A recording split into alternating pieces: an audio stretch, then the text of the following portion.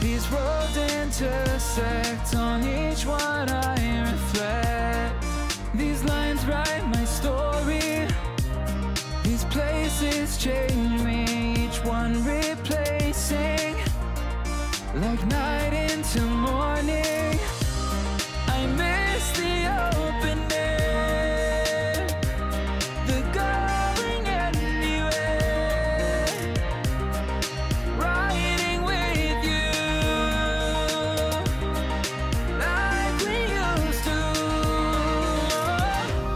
Guess I'm better off alone, never know when I'll get home, but I know that home's where the heart is.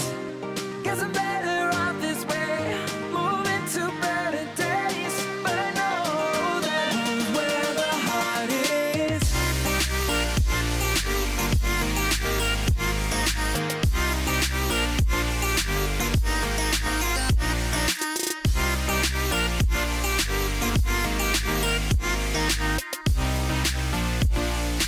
Home's where the heart is.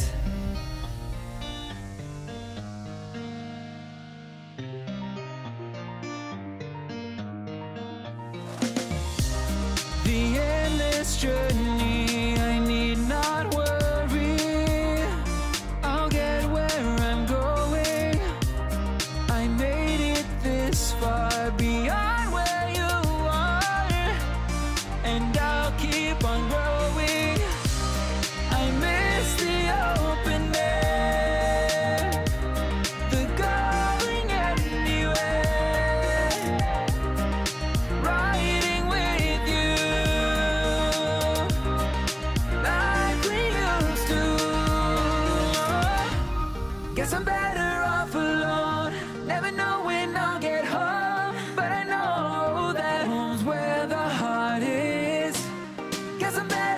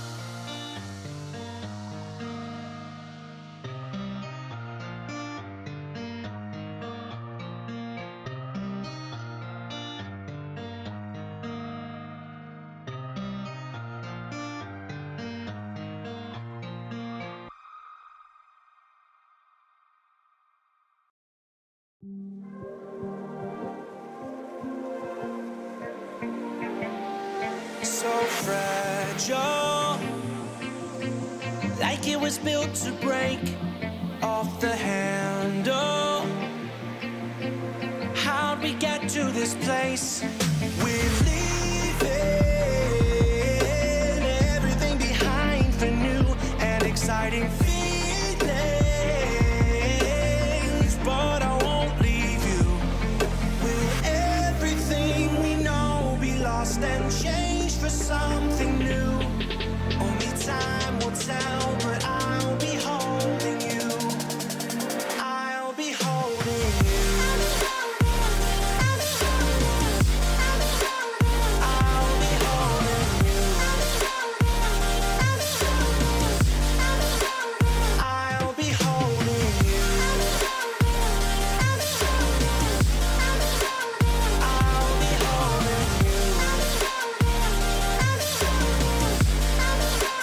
I'll be holding you.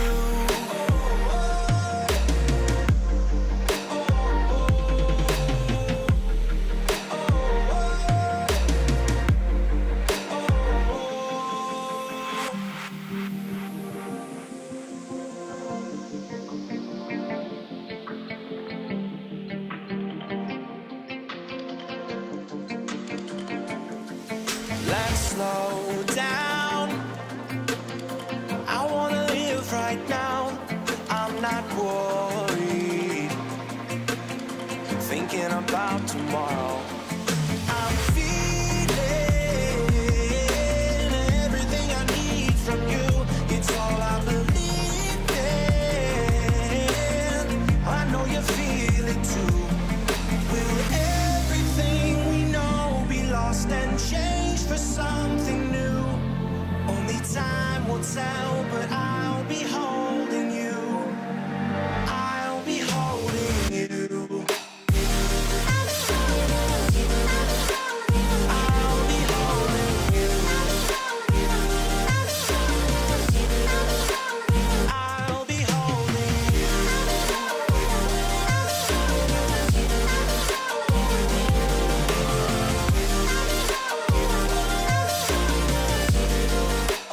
I'll be holding you.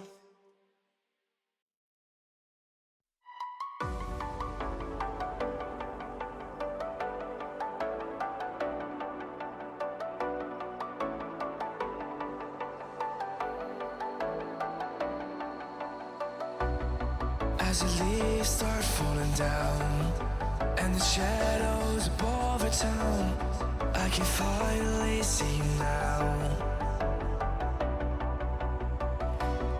I see the fear inside your eyes, I see the pain in your smile. I can finally see you now. Oh, we radiate all over the world. We used to radiate, but now we're drowning.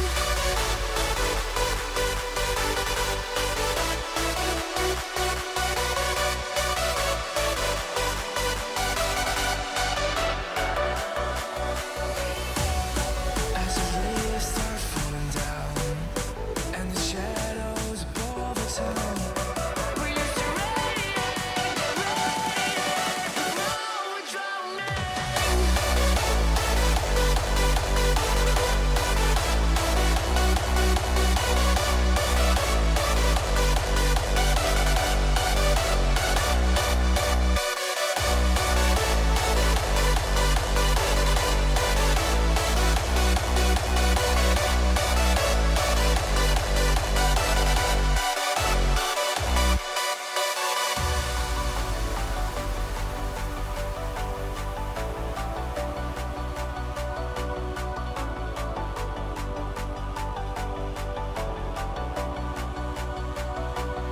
I see the fear inside your eyes, I see the pain in your smile. I can finally see you now.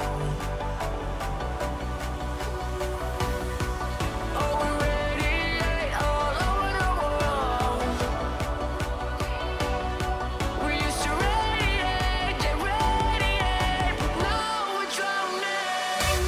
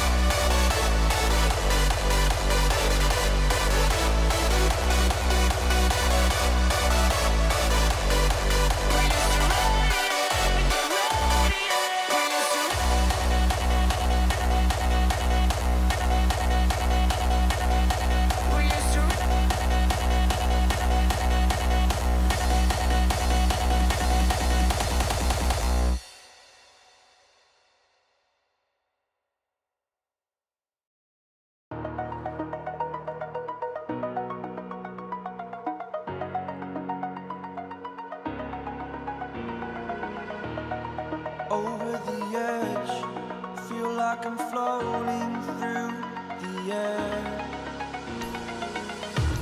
The pain I felt is paid for, all is said and done.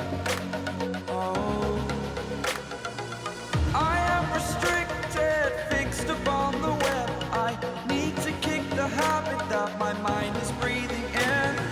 Break out, I've got to see. Spent all my life holding all of it closely. I played it innocent, a feel of discontent. I'm finally facing it all, fearless.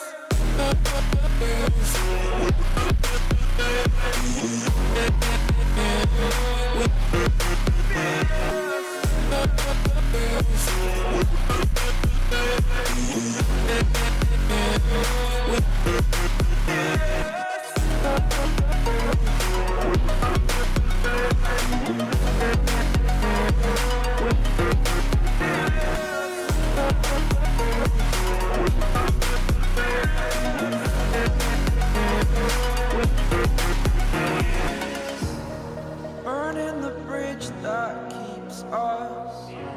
I'm here and I'm feeling fearless. Exaggerated, that's what you assume. The story's over now, I must conclude. I am conflicted, watching where I step still, hanging in the balance. Not the life I want to live, I want to take it all. Standing tall, fear outweighed the person you are. Oh, break out, I've got to see. Spent all my life holding all of it closely. I played it innocent, a feel of discontent. I'm finally facing it all, fearless.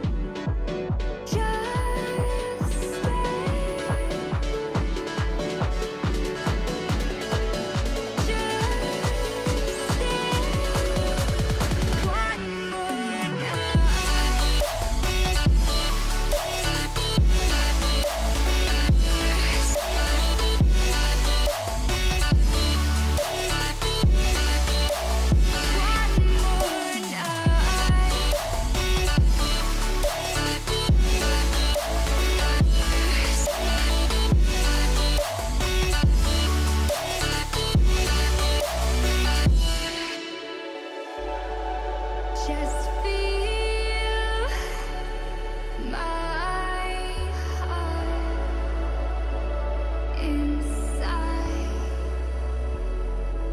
Our love can grow so bright.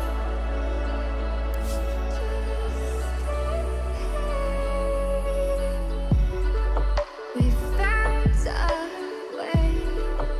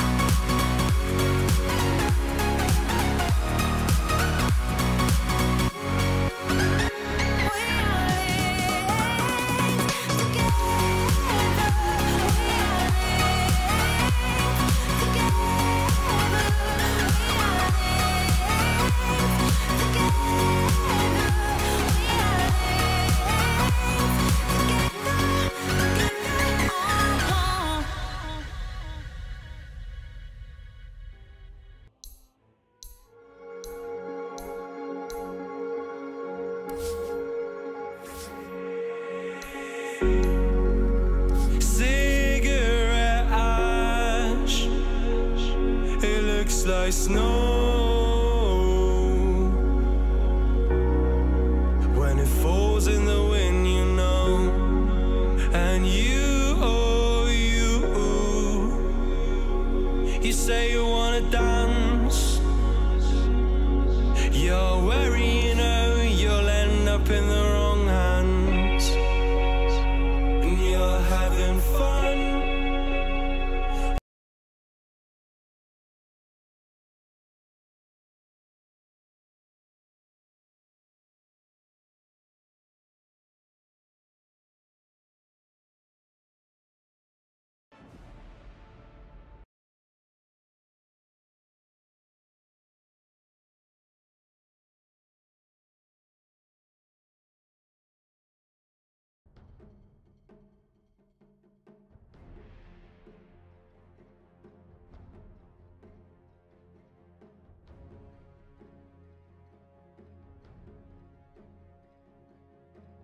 Radiant team ban.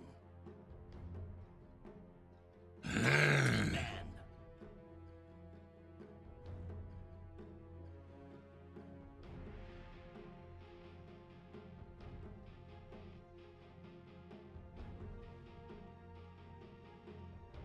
Radiant team ban. Team ban.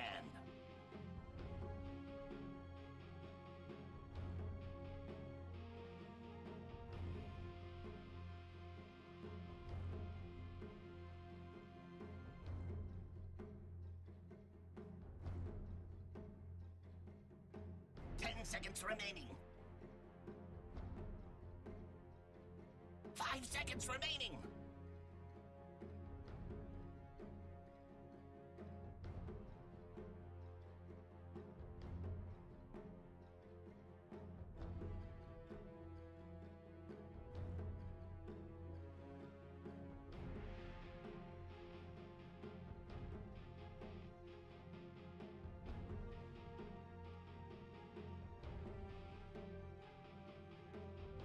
Radiant team ban.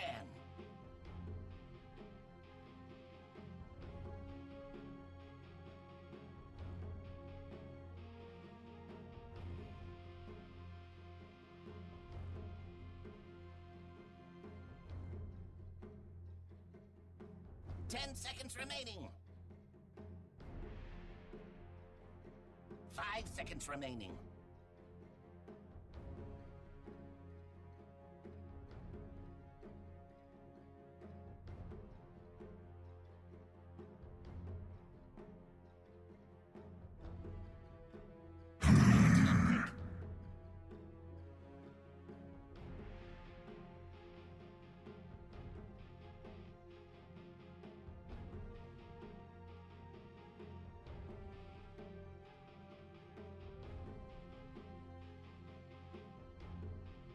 Ten seconds remaining. Radiant team pick. Bounty hunter.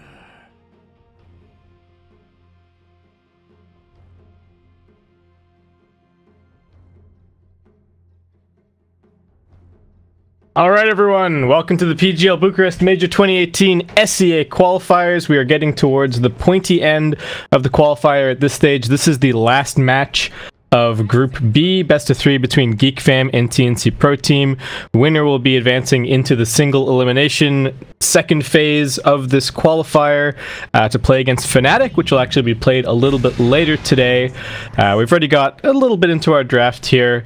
And I'm Basekip. I'm going to be joined once again by Lumi for today's coverage, so I'll welcome him in now. Hello, thanks for having me.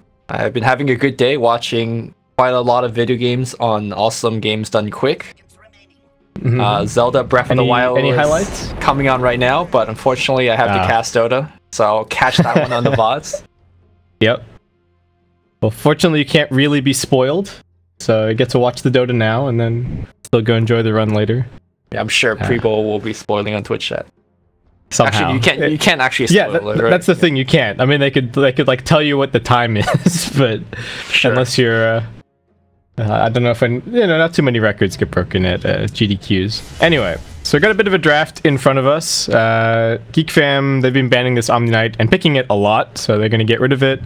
we're going to see the Bounty Hunter, which has been reasonably popular as of late, and the Shadow Fiend comes out, which I believe in the last week, or at least in this last batch of qualifiers, TNC actually have a 100% win rate with over 7 games. So yes, Cuckoo Shadow Fiend has been legendary. Like, he knows what to do in terms of going for magic and physical. I'm not even gonna guess what he does, because he just kind of adapts and adjusts. But all I've seen and all I've heard about his Shadow Fiend is that he is one of the best, if not the best, in the SEA region. Yeah, not at all surprised to see it picked up in this position. What do you make of this Razor pick from GeekFam? So I was watching, I think that was also Bucharest Major qualifiers, Optic versus VCJ Storm, and listening to Kyle just rant about how much he dislikes Razor and how bad of a hero he thinks it is, which is really interesting given that in SEA it seems like there's a couple of these teams that really, really like it. I think Execration was one of them. We cast them the other day, picking a bunch of Razor, and now GeekFam also opting for it in the first phase. You know, the funny thing is that when I was adminning for them during the summit, he also ranted about how much he hated Razor, and his team in multiple occasions wanted Razor not to be picked, but at least like to be on the table to discuss whether it's a good pick here or not. And Kyle would be like, no, Razor's not good, so they just kind of gloss over that. But I do think what he's good at is that he's very good at hiding your lanes, because we've seen multiple teams play him as a safe lane, kind of get the tempo controlling items. We've seen him play as the off lane yesterday, and also has a ton of versatility when it comes to the items. We even see a hood yesterday, I believe. But of course, you go for the standard SMY drums, pike.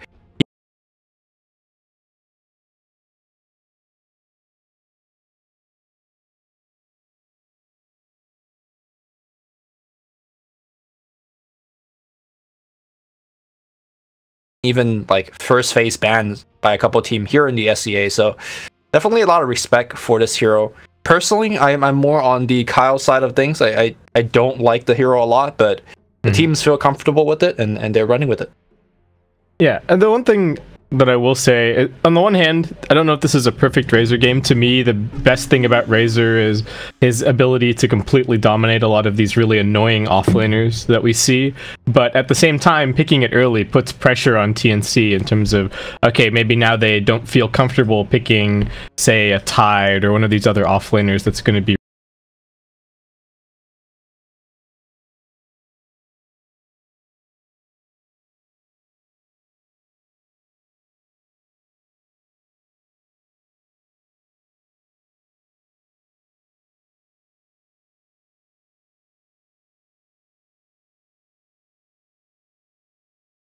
the Bounty Hunter plus Disruptor. I think it can be very strong. The track vision with Glimpse just makes your lineup completely impossible to escape once the enemy team is kind of committed into you, though they are a little bit squishy on the whole. Definitely looking for some more frontline for them as we move forward into this draft, I think. Yeah, I'm pretty sure GeekFam is playing that Nyx as a position 4, because if it's not that case, then GeekFam has started the draft by picking up all their cores, and generally that's not a very smart or good draft. Not a good look. strategy.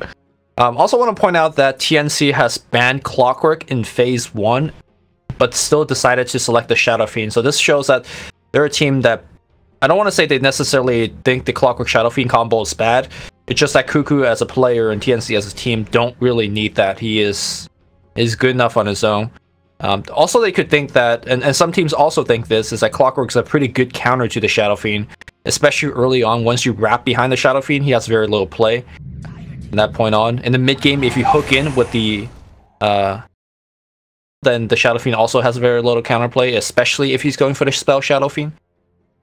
So they do take it out, maybe in preparation to pick up the Shadow Fiend. Yeah, it's certainly something that could be quite annoying.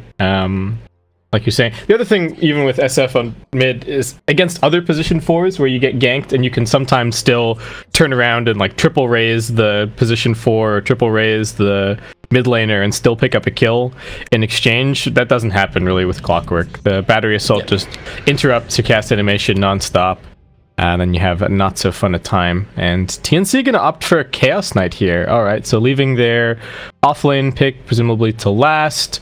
Gives them some really nice burst damage against the Razor. I feel like it's insanely difficult for Razor to kind of itemize against CK to be able to survive. It doesn't really matter, you know, even with like a Heaven's Halberd or something like that. CK just still does so much damage with his illusions.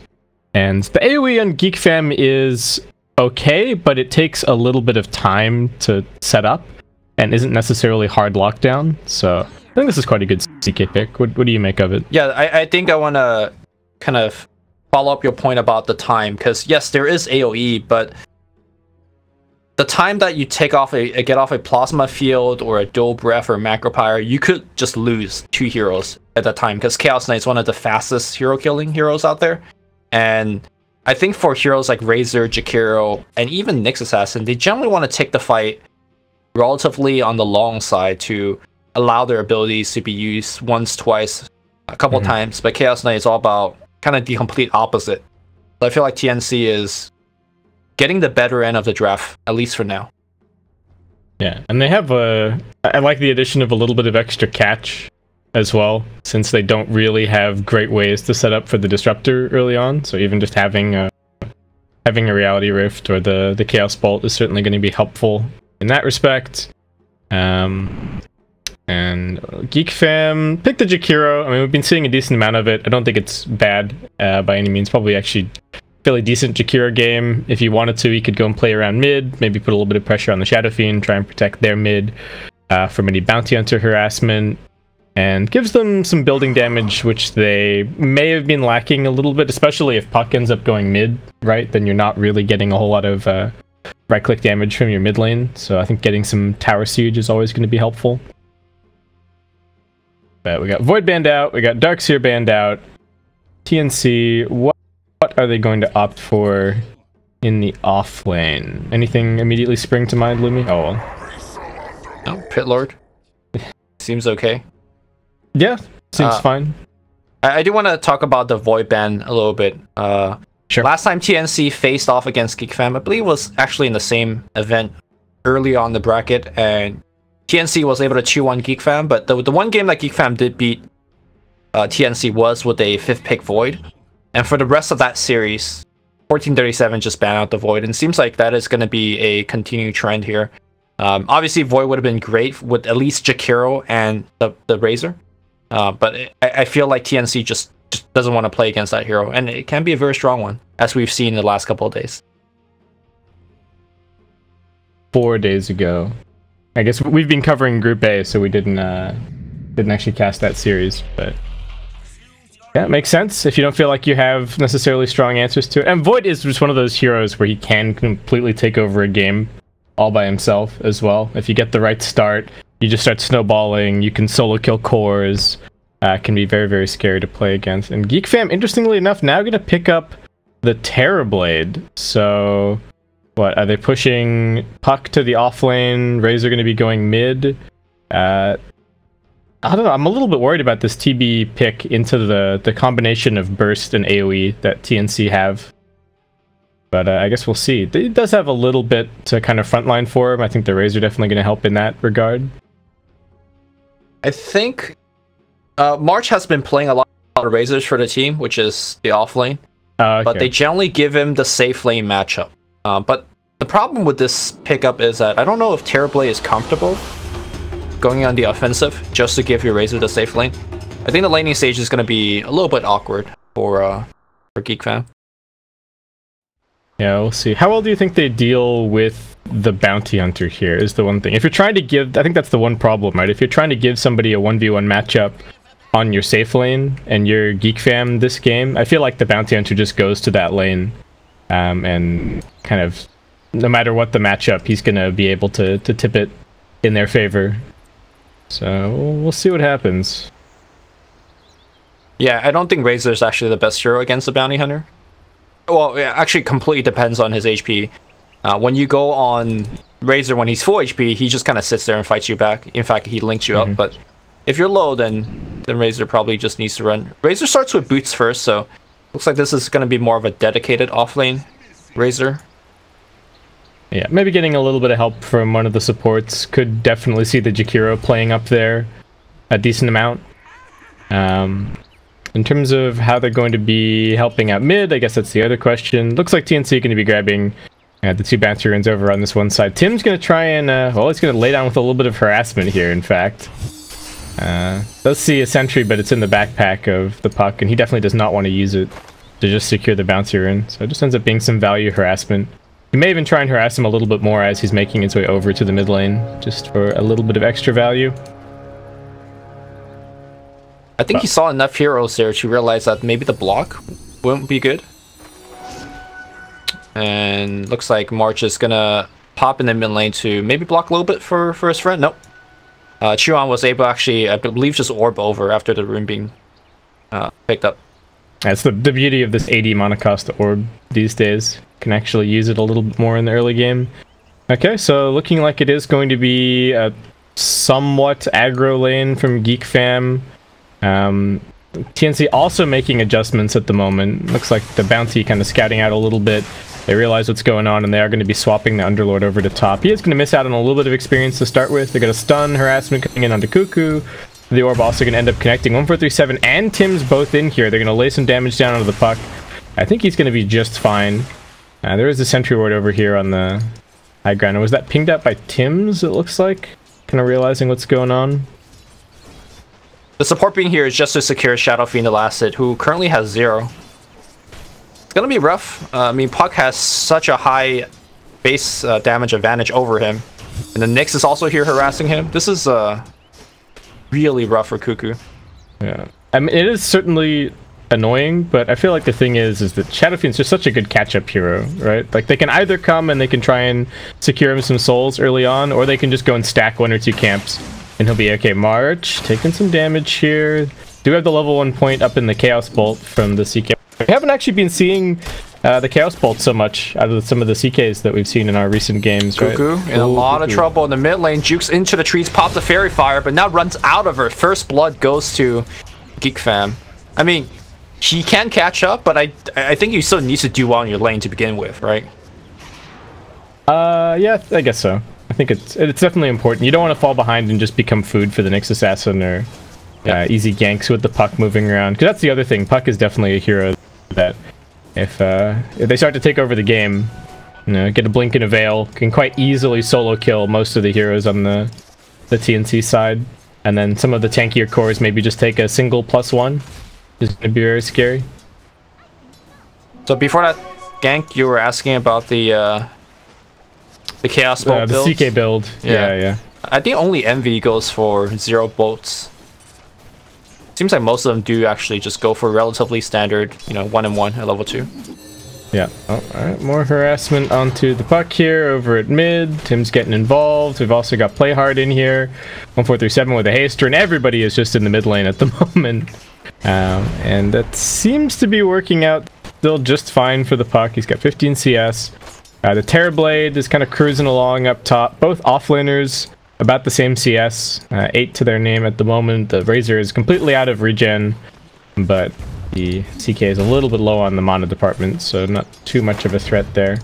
And Tim's now instead going to head up towards top. They're going to put some damage onto this Jakiro. I don't know if they can really kill him off. He needs to stay out of the Firestorm. Will just skirt around the edge of it here. They've got the Reflection, slowing it up a little bit along with the Dual Breath. That should be the end of this. So Kimberloo just going to go in for a few more auto attacks, and just ends up being a big regen trade at the end of the day. Yeah, I feel like overall the GeekFam supports are doing way he's more. popping the Metamorphosis. They're still laying in with the auto attacks. This could be trouble for the Terrorblade. The damage from the Underlord actually pretty decent, salving up inside of the trees. He's got 2 points in the Reflection, in fact. Tangoing his way back through, turns around now, but Tim's just going to go invis, and Sekemberlu is still just completely out on an island. They should just be able to right-click him down. They pin him in, and this should be the end of it. Sam H grabbing that kill. Nothing really that the Nyx Assassin or the Jakiro could do. The Jakiro was even heading all the way back to base. The thing is, I think he could have just ported out. Like, they have 0 stuns between the two. And after that salve, he had enough HP to port out. Yeah, I don't know. I guess he just felt like he was strong with the Metamorphosis and kind of able to fight, but not the case. MH might actually get run down here. Actually, Reflection now on cooldown, so no more disables, and he will be able to run it off. Nyx Assassin maybe gonna shepherd him all the way back to the fountain, but oh, stun out. Does he have enough mana to actually burn to do damage here? Ooh, Sam H, 30 HP. That last auto attack just enough. All right, very nicely done by the Nyx Assassin. How's mid lane going now? So 10 CS to the Shadow Fiend, 26 and 8 on the stock. Has the double null talisman picked up. It hasn't translated into too much of a level advantage. Action at bottom lane. Razor getting dragged back in, and he's gone. Yep, they kind of stabbed in from the side, and then 1437 was able to glimpse back for the kill. But yeah, Shadow Fiend, I think the early Nyx Assassin First Blood and the fact that he just kind of sat there was allowing the puck to maintain this kind of big lead. I mean, Shadow Fiend will eventually catch up, kind of going back to what you said earlier about jungle stacking and raising and stuff like that. But normally a well-played Shadow Fiend, or rather a Shadow Fiend that has the proper support from the team, will be able to not only do that, but also kind of dumpster the enemy mid. Yeah. But the puck is still doing very excellently, right? They know that the orb is on cooldown for just a tiny bit longer. Can they get something done here? That's the question. Jian just running for it right now. The glimpse is actually on cooldown. He's going to throw out the orb, but it looks like he's going to be just fine. Oh, and my stream just... Yeah. Oh, well. That's cool. We'll get it back. Yeah, yeah. Yeah, it'll come back for sure.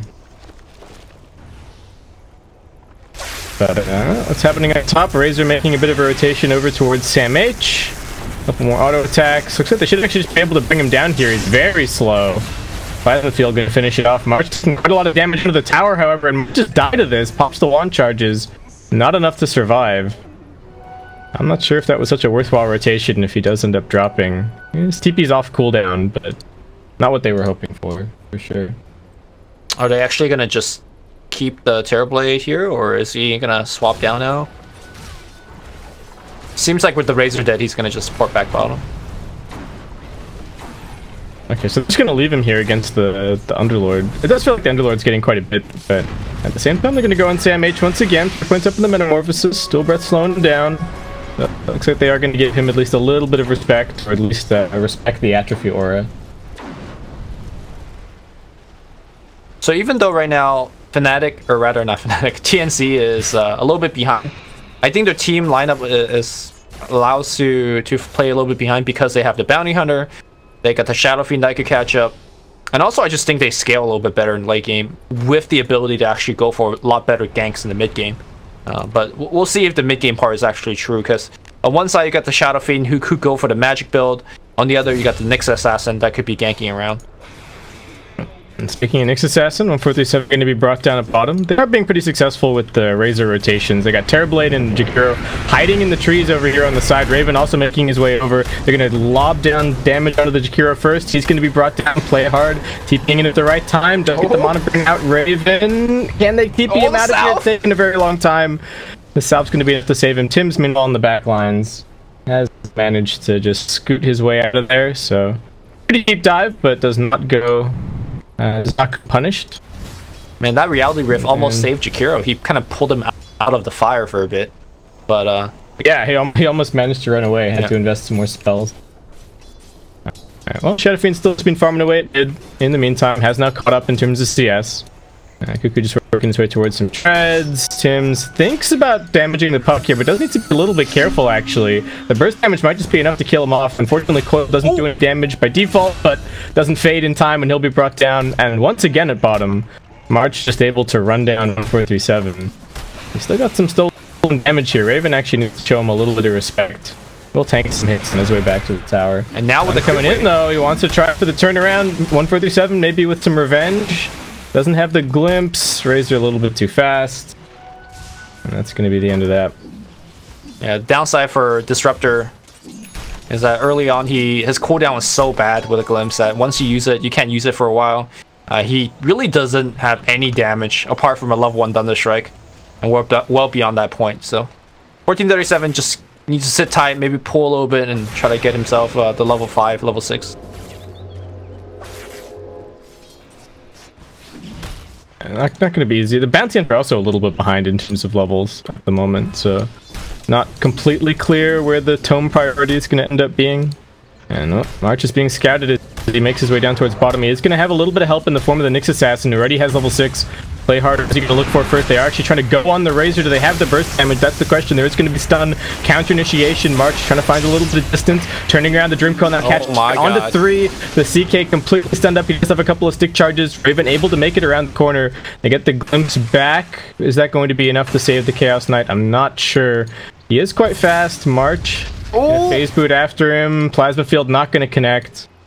All right, man. Survives, yeah. But still a very ill-fated dive there. Yeah, very good counterplay here for the puck. Overall, I want to say GeekFam has been just playing really well. Every time that somebody's getting dove, support TPs are coming in. And look at the mid lane right now. The puck is gone, but now Jakiro comes in and takes out EXP. I just feel that overall the team has been more efficient than TNC. Yeah, it's showing up in the net worth at least a little bit. Do you feel like TNC needs to be playing as aggressively as they are right now? In the last couple of minutes, we've seen them dive 2 tier 1s. I think they can play aggressively once they have a little bit more levels, but right now I feel like they're being somewhat too aggressive. I say that they're going for another smoke. Yeah, they want March dead. They're going to jump in. Reality Rift cooling down at the moment. March just going to get right click down. They do get the bonus illusion. Puck looking at this situation does have the Dream Coil back off cooldown. Play hard, making his way in on the back lines. Does have the stun ready to go. The Sentry Ward's going to get dropped down. He does need to be careful. Reality Rift is off cooldown, but it looks like CK might just get muscled down here. Makes his way over to the tree line. Great. Juking for dear life, but one more auto attack from the Puck is going to finish him off. They drop a Dream Coil, but 1437 just snaps that and keeps on running. Yep. So they did lose to CK, but right now they're getting a lot of tower pressure in both mid and top. Sam H, though, might get chased down here. He does have a TP, but just walks away from it. Yeah. Mid lane, tier 1 tower dropping very low to Cuckoo on the SF. Oh, alright. Tim's going for the courier. Puck just slays him instantly. Didn't even catch what happened there, but I guess Puck just right place, right time. Let's have the Veil picked up now. So, things looking good on that front, but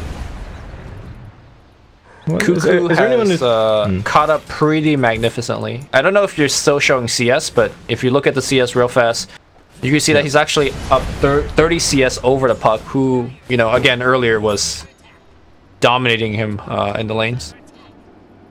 I think there's just been nothing required of him so far, right? He shoves out mid, he goes and clears these 2 jungle camps, goes back to mid, hasn't really been involved in anything just yet, but that's kind of the nice thing about Shadowfiend as a hero, is that you do sometimes have that luxury where you can feel secure in the fact that you're going to have a big impact in the mid game with a couple of items. So unlike the Puck, doesn't feel pressured to constantly go and do stuff. They are looking for him right now, big wraparound. Yeah, and now Play hard is behind the tower. They're gonna pincer him in pretty hard. 1437 is rotating in, but it's not like he had the section or anything. Cuckoo gonna get brought down pretty easily. He's gonna walk around a little bit, but finally will go down. Yeah, and 437 checking out the situation, calling for backup. Sam H is now going to respond to Kimberluke coming in. He's got 4 points in the reflection. Very interesting build, but we might have to wait to talk about that as 1437 going to get popped. Sam H just running for the hills. Will be able to escape, but GeekFam going for a similar dive to what TNC have been going for, but they bring more heroes and they get some much more important kills than I think TNC found in the last few minutes. So even though TNC... March might just be a track kill up here. Yeah, gets the link off, but just gets right click down. I was gonna say, even though that TNC was, you know, going for all these tower dives, which may or may not have been working out, they do pick up one here on Razor. What they did was create a ton of space for Shadowfiend to play that catch up. And then until GeekFam made that mid gank, Shadowfiend was actually well on his way to kind of surpassing just about everybody else on the net worth. Yeah, they slow him down a little bit, but I mean, like, give some props to the CK. Raven's actually been doing really well in terms of farm. You know, CK not really a hero that farms all that ridiculously quickly, but he's just been moving around with his team, and I guess he's actually been getting a lot of these kills. He's 2-1-2. They've at least done a good job of keeping the CK alive every single time they go for these dives, right? Like the top dive, they managed to bail out the CK, and then the bottom dive, they managed to glimpse them far enough away that DK could just run for it. Looks like the bounty traded his life for the courier. I think completely worth it for the bounty. My internet connection is apparently completely dead, by the way, so stream is still not back up. I could turn on my stream, I guess. Yeah, can you turn on your stream? Yeah, sure. That's no problem. I guess I'll keep going for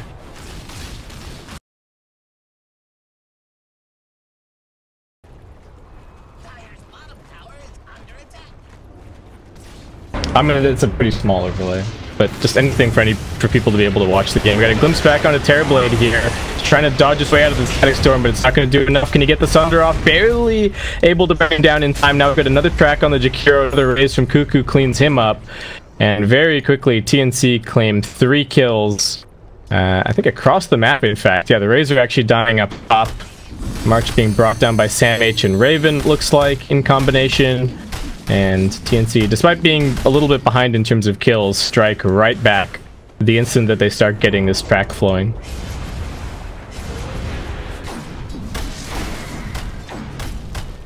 That's okay. Yeah, I don't know what... This happens to my internet connection occasionally. I don't know what it is. It's just my upload, it's not my download. Okay. Alright, well, SF has a blink picked up now. They do have some decent lockdown to kind of make use of SF blinking in and doing massive damage. Also, I guess there's a decent amount of stuff to potentially avoid this game.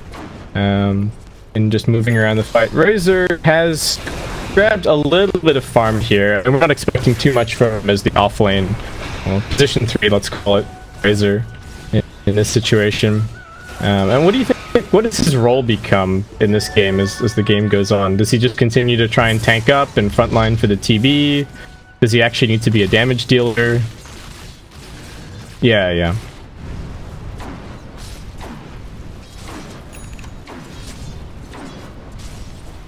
Shiva's BKB kind of situation. And be able to frontline, but also be...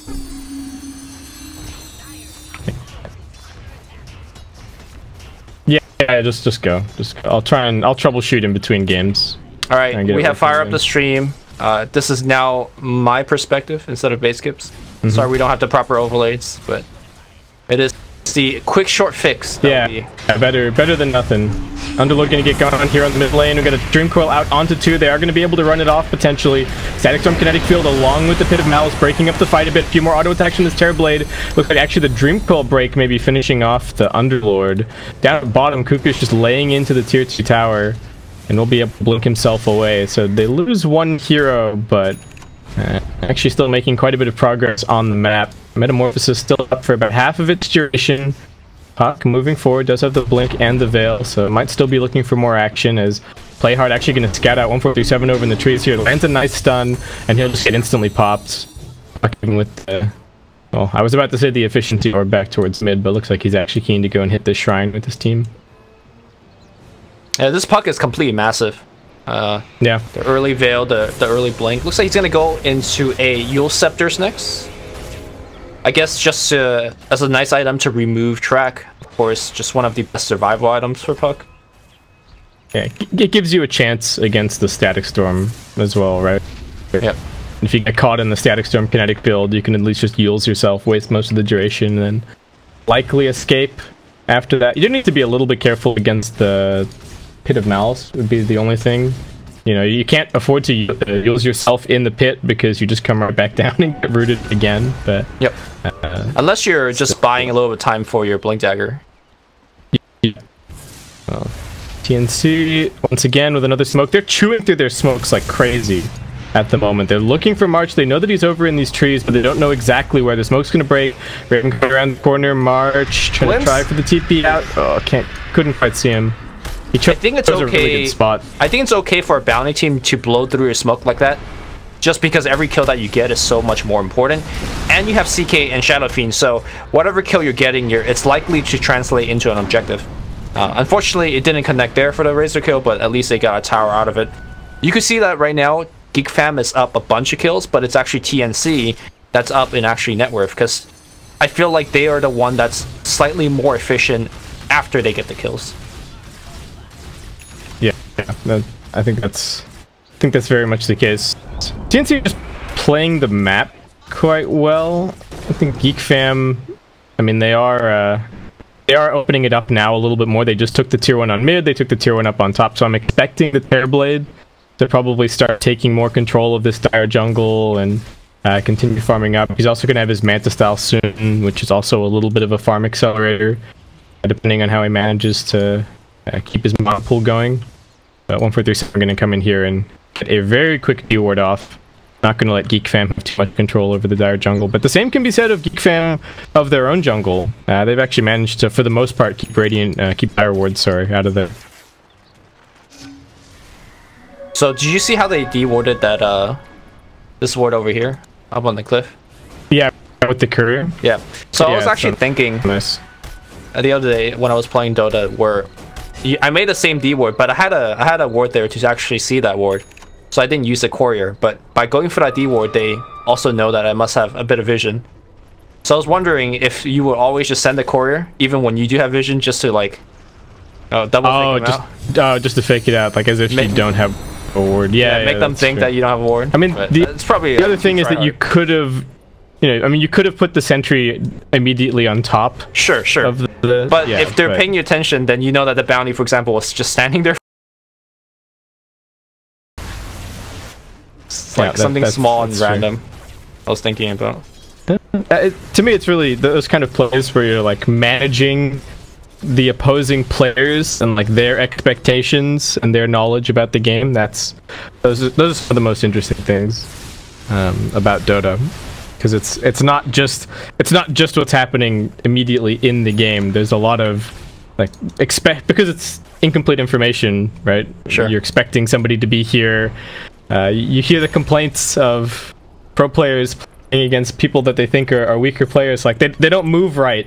I can't hit them with hooks and arrows and stuff because it's just outside of the the quote-unquote right way to play the game. Pretty sure if you do that in pub game, nobody's actually even looking at the ward, so you're just like going through all the trouble for nothing. It's like I've seen support players also do like walk into lane and then show the offlaner that you have no smoke, but you actually dropped your smoke on the ground behind the tower, and then you go and pick it up and you gank mid. Like those kind of things. The mind games are the best. The one that my girlfriend always does, which just makes me chuckle because it's such a low level play, but she does it all the time. She walks down the mid lane at the beginning of the game, just to like stand a bit in front of their hill, and then lower level players like, oh my gosh, she warded there, let's sentry. She doesn't. Yeah, the fake out. But you can just click and see. But anyways, Tim's scouting up here, got good vision. They glimpse back on the Jakiro. Nicely done. That should be a free kill. The puck, meanwhile, just trying to jump his way out of here. He does get tracked up, however. Still going to be on the run. No way to cancel this TP, it looks like. And at the mid lane, oh my god, CK just jumping in. He's got the illusion root and he's got the phantasm. He just obliterated March. Well, I didn't see the beginning of that fight, but I definitely saw the outcome. There was nothing but CK illusions over here. Razor just turned into like a bloody paste. He's got his blink back off cooldown again. They actually have to be kind of careful here.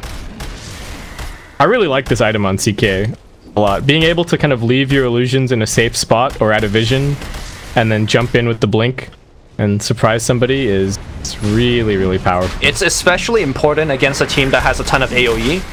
For the reason that you said, you could just hang them back, because if you send those illusions forward, they just die to like Raining Rift, Illusion Orb, and stuff like that. But you could leave them back and then go for the Blink Dagger trick. And once again, TNC, they just do more with kills. And I think that's just the nature of their cores, right? Shadow Fiend with the minus armor aura, with his ability to actually shove out waves. And of course CK with a bunch of damage. Whereas if you look at GeekFam, whenever they get kills, the Terror Blade needs to be there, and he has to actually have meta popped, or else they don't get anything done. It also feels as if every single time GeekFam have like successfully gotten a couple of kills, there's already been one of the TNC cores, mostly Cuckoo, just off pressure somewhere. Like we saw that fight happen mid, right? And then there was one kill on the Underlord, but the Shadow Fiend was just slamming the bottom tier 2. Right. And instead of being able to continue pressuring and taking an objective, they had to go and respond to the better map positioning from TNC. And I mean, part of that is the scouting that TNC have been doing. I think the Bounty Hunter's been moving around really nicely. Tim's, as always, great position for player. But GeekFam do seem to be getting outmaneuvered just a little bit. Yep. By the way, I don't know if you're keeping an eye on the stream. You let me know if the house is still on fire. Tim's is scouting, like you said, and now they're making it go on the march. Track is applied, but with the glimpse down, I don't think they are gonna be able to get a kill, but CK does find himself a Nyx Assassin. Nyx Assassin drops a couple of stuns. Will get picked off here by Cuckoo. How's my stream doing? I think your stream is doing fine. Alright. People are working stream PogChamp, which is certainly not what mine was doing. I had like 95% frame drop. Okay. So, no bueno.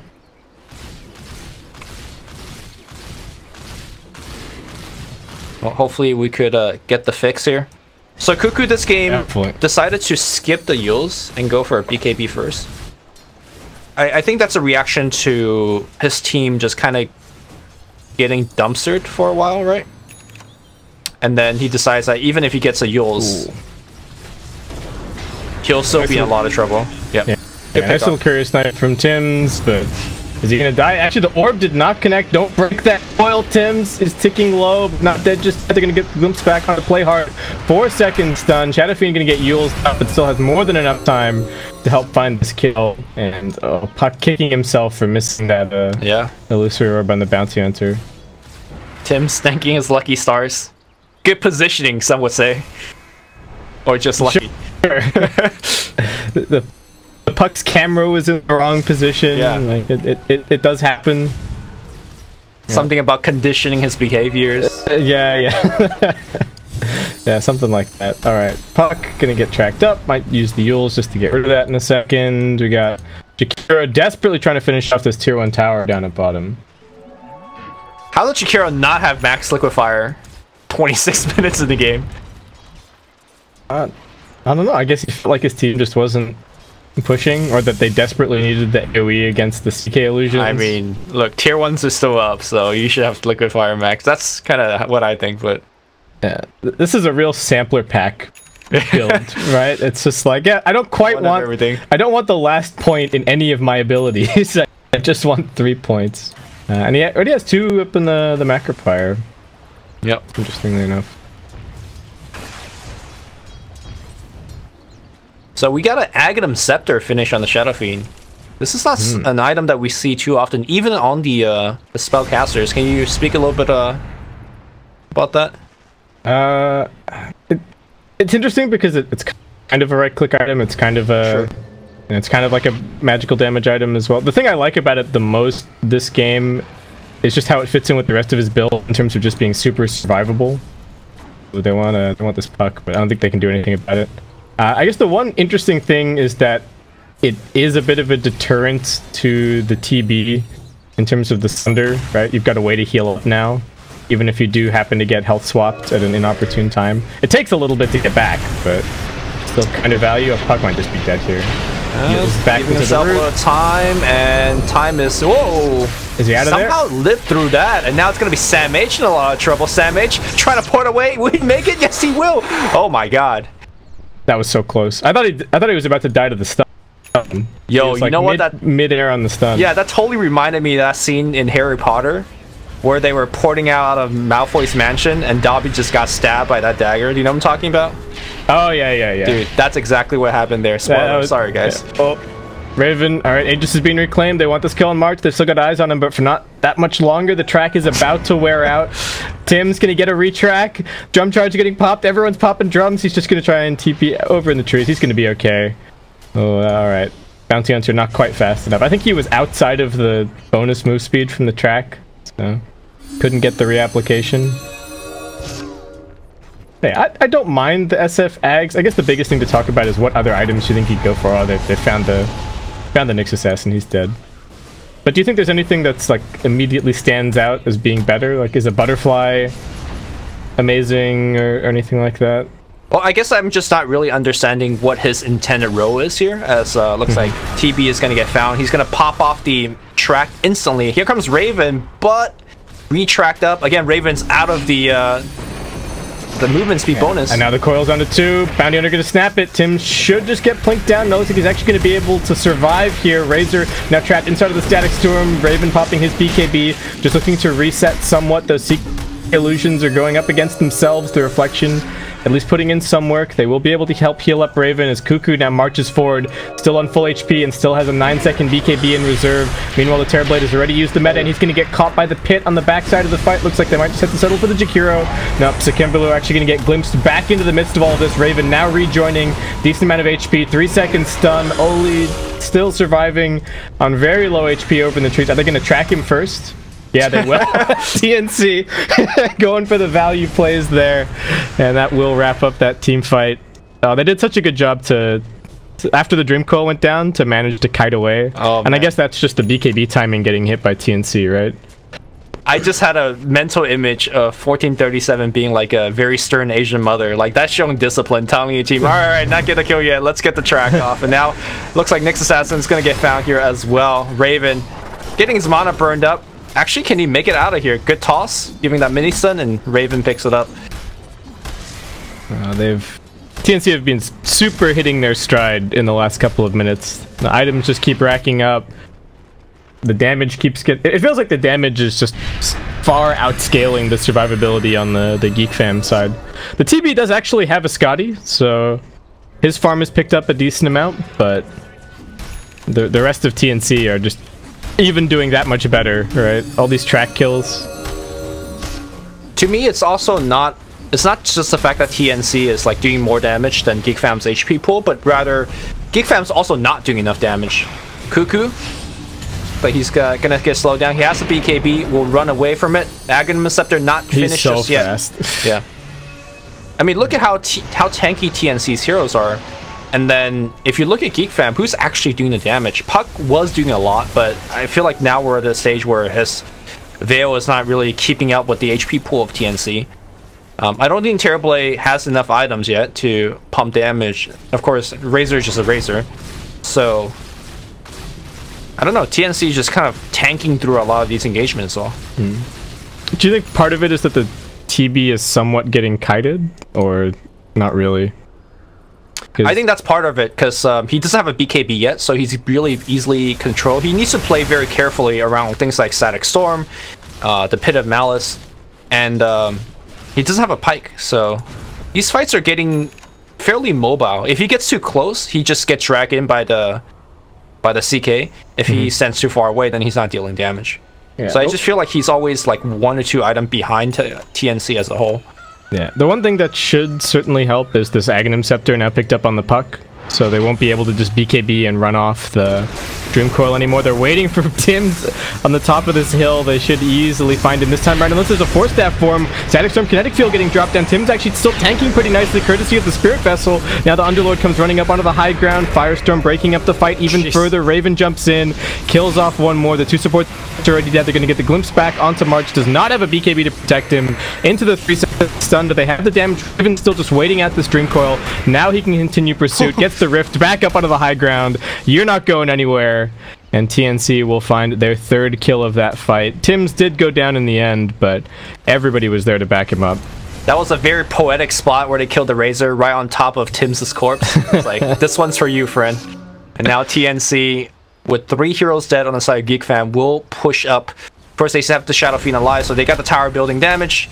They got the CK. I have no idea how GeekFam's going to hold this. I don't think they can. I mean, Terrorblade has everything, but does that matter? Actually, right. TNC's just going to back it up. They respect the respawn time at GeekFam. Alright.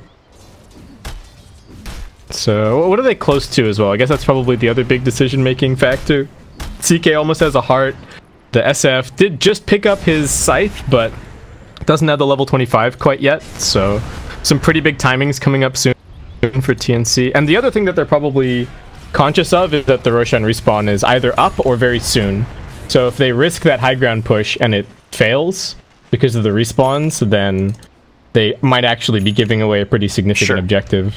At the same time, if they actually get that tier 3, then they could more easily secure the next Roshan by knocking down the shrine. So it's definitely like a Oh, smoke Pretty big get broken trail. here by Tims. Can they spot him out? They've got the dust. Now Sam H coming in, controlling this hill absolutely perfectly. 1-4-3-7 also going to come in. Static Storm, Kinetic Field, breaking up the fight even further. Tims able to keep on running off this Dream Coil. He breaks it in the end, though, and that's going to be his undoing. It looks like Sam H. They get a glimpse back onto the Nyx Assassin. Terrorblade still pressing forward. He's getting that Scotty slow onto the Underlord, but the Crimson Guard helping out so much.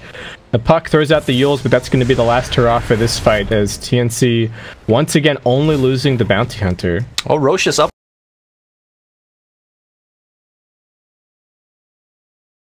But here comes the rest of TNC. They did use a lot of it. The Crimson Guard's down. So it's a pipe, but it looks like they're going to challenge with the Firestorm. Nope. He ones in. He gets silenced. He gets stunned. Are they going to lose the Pit Lord? Yeah, I don't know if they have enough to save him here. The evasion's helping a little bit, but that lockdown is enough. 77 seconds dead.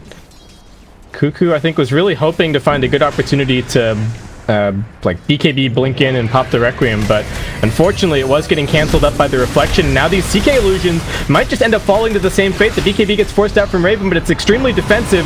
Cuckoo just going to pop the ultimate over in the trees. How much can that actually do? So Kemperlu has to go in melee form. He's just right-clicking through into 1-4-3-7. Raven is getting drained up a little bit on the damage, gets caught in the ice path, and that's going to finish him off.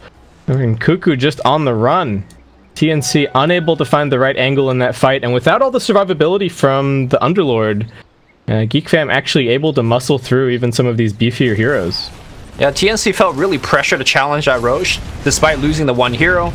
And then, you know, the Pit Lord went in without his pipe or the Crimson, and they kind of just lost one by one, but they still wanted to take fights. Another thing about GeekFam's lineup is that they're very good at taking a very stationary fight. They're not good at like chasing people. They're not like having a glimpse or track. So I felt like TNC could have easily disengaged multiple points during that fight, but their insistency of taking that Roshan fight ultimately cost them quite a bit. Yeah, not.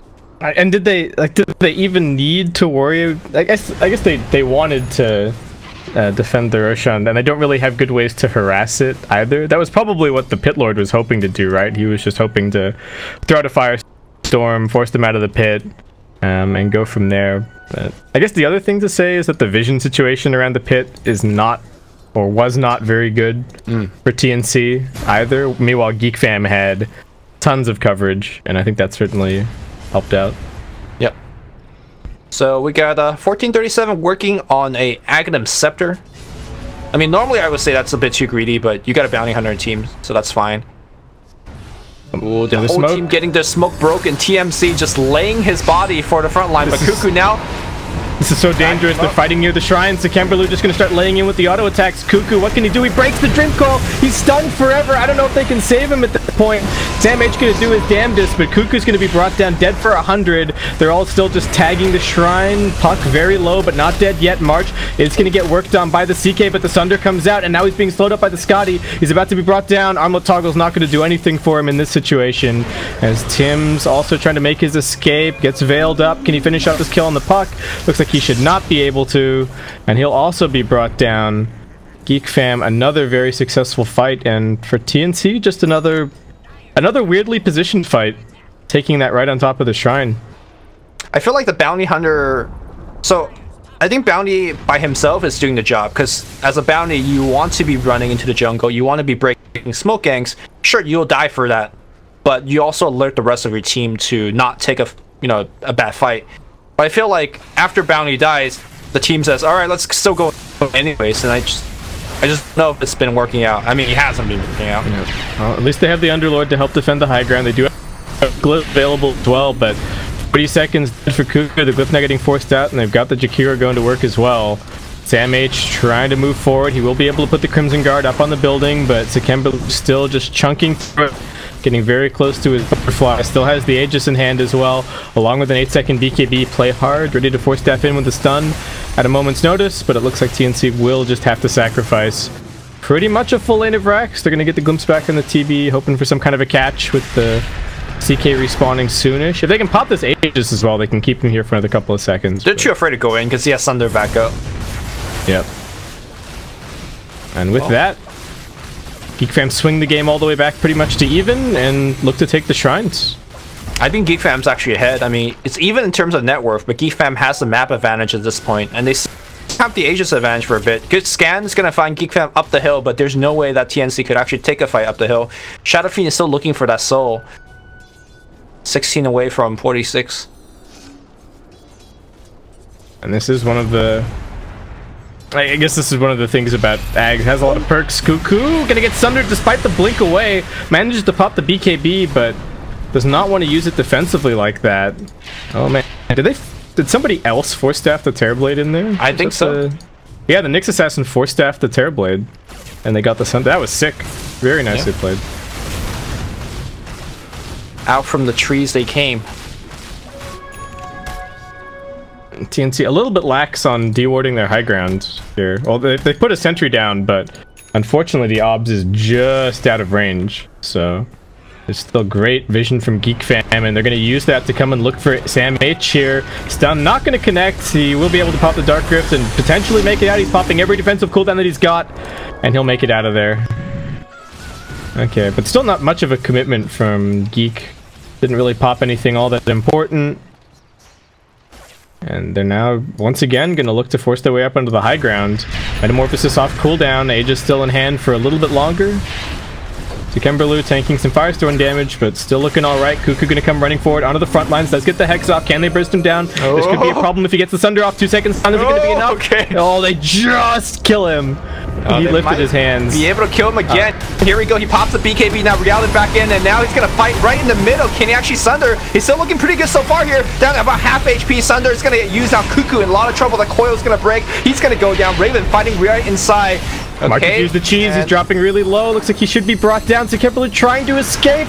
Gonna get brought back in again by the Reality Rift. Will the mischance save him? He gets glimpsed and he's gone. Jakiro should also end up suffering the same fate on the other side. Puck manages to escape with the gem intact, but TNC, what a hold. Against the Aegis, against the cheese. They didn't use any buybacks. I don't know if they even had any to really speak of. Oh, they do have a couple, but excellent hold.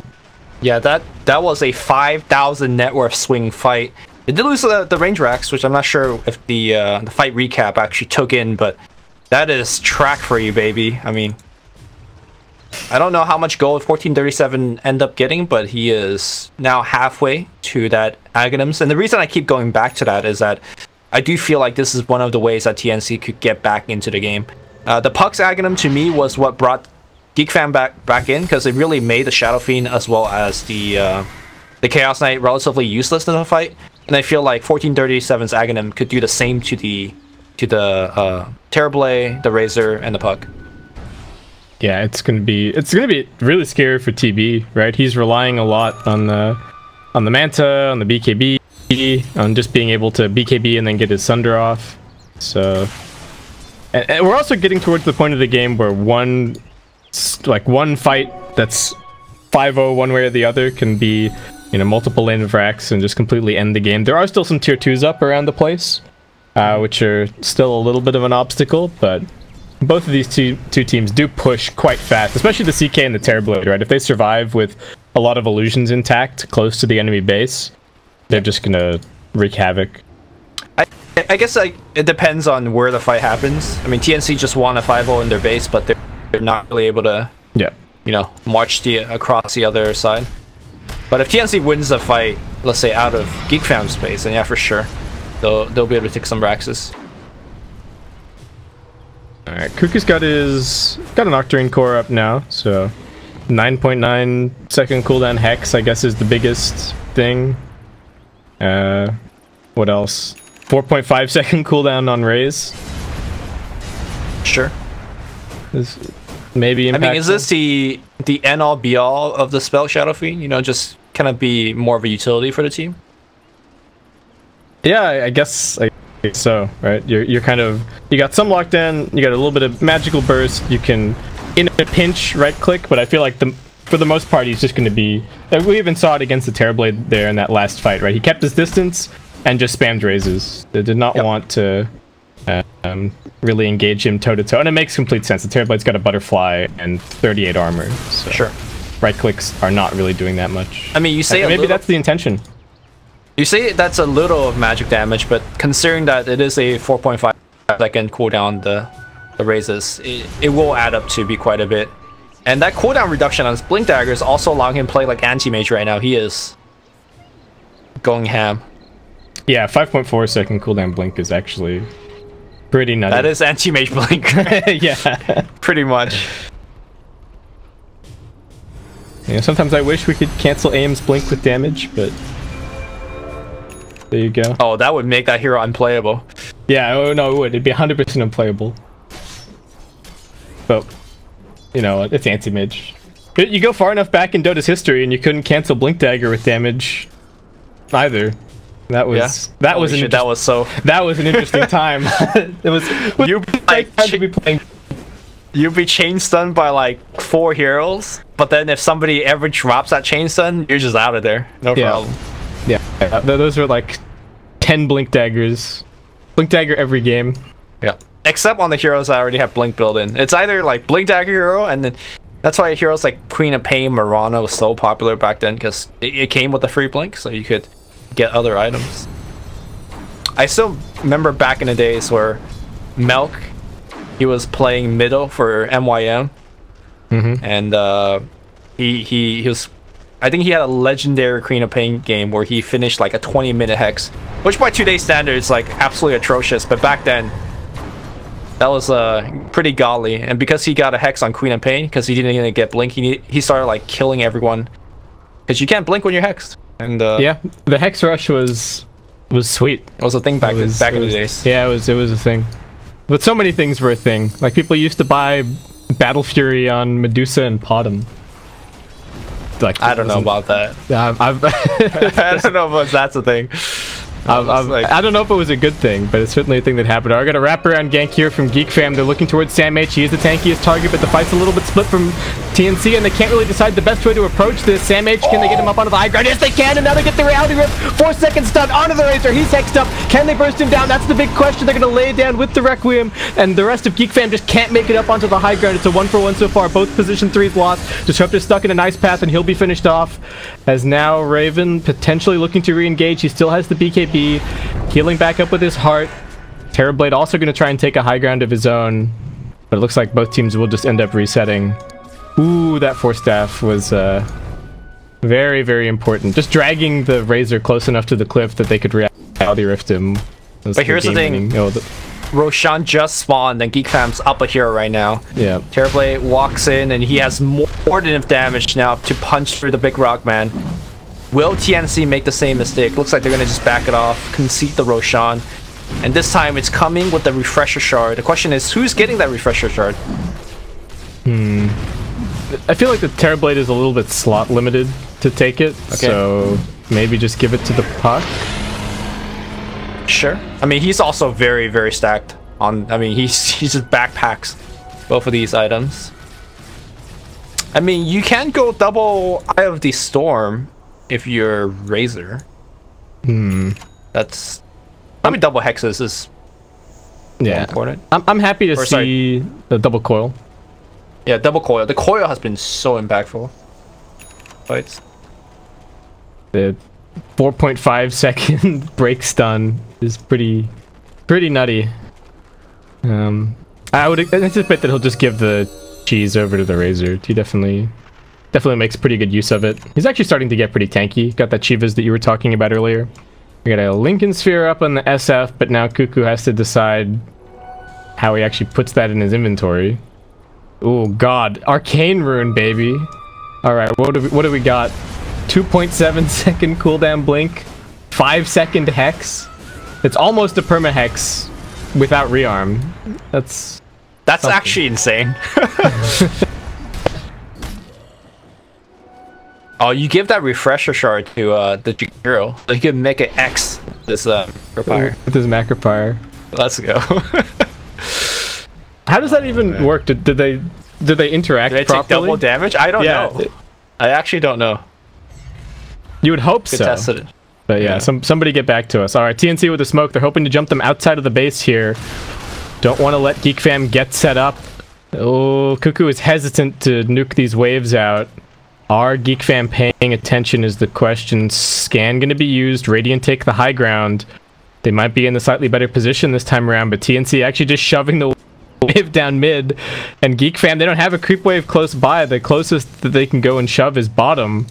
This is a bit of a weird swap in terms of who's where on the map, but TNC, they also still have no idea where GeekFam are. Don't fight them at their shrine again, please, TNC. Oh, this is gonna be rough here. Here comes play hard. Oh, they have the eggs. They have the eggs on the disruptor. They have to watch out for the Aegis. They're gonna get the hex up on the Nyx assassin. Shadowfiend gets stunned up. Can they keep the chain stun going? He's getting right click down. He's already being finished off. Raven working on Sekemberlu. He's already used the Sunder. Can he get to the shrine? He will be able to. He's shrining up Raven. I don't think he'll be able to finish him. And there's another Sunder. 4-second stun, but Raven's just gonna get chased down by March on the other side. Samich trying for the evac, but they lose the 2 big cores. Woo. Man, that was so unfortunate for TNC. They got the Terrorblade down so close. I mean, he had Aegis the whole time, so yeah, he didn't really need to worry, but they couldn't kill him in the beginning. The Static Storm was pretty much missed, right? Like, the Static Storm came down after the BKB on Terrorblade, and as a result, it did absolutely nothing. Well, the Shadow Fiend, like, didn't press his BKB when he, like, as the Ice Path was coming, and then he just got decimated by the TB with his Daedalus. Like, I think the TB was pretty much the only source of damage on the SF in that fight, but he just died so fast, especially without the Requiem damage reduction, right? If the TB actually doesn't get hit by that, he just does so much damage. Yep. Alright, buyback on 1, buyback on 2. GeekFam still sticking around here a little bit longer. Can they get this Terrorblade? Nice 4-staff play to get him out of there. He's still got a Sunder. Bounty Hunter gonna make his way back into the base. Does get 4-staffed up. Cuckoo trying to stand his ground. Does throw out the Hex, but they're just resetting for the time being. March, oh, just heading back. Sekemberlu still inside of the base. Needs to be a little bit careful. He's isolated. I think he's begging for a 4-staff right now. They do need to be cautious of the glimpse. They still have it ready to go. The 4-staff not going to get him outside of the base, but they need to be aware of the Sunder now. Who's he going to find? Static Storm, Kinetic Field. He actually just runs straight out of it. Can they burst him down? They will. That's the end of the Aegis. He doesn't have Metamorphosis when he pops back up. Hex. Sam H still controlling space. Hex him up.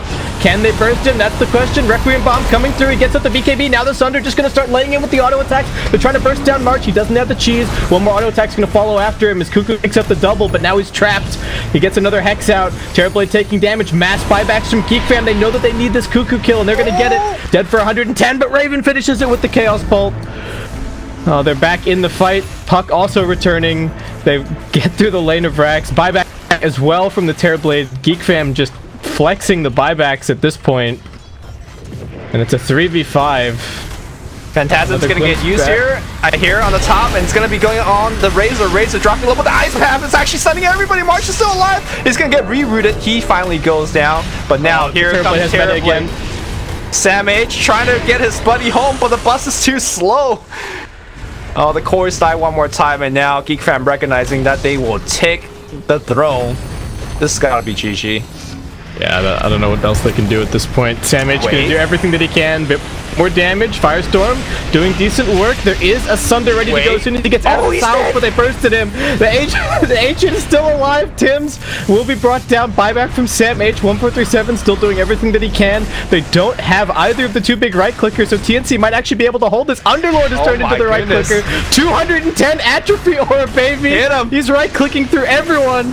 Glimpse him back into the kinetic field.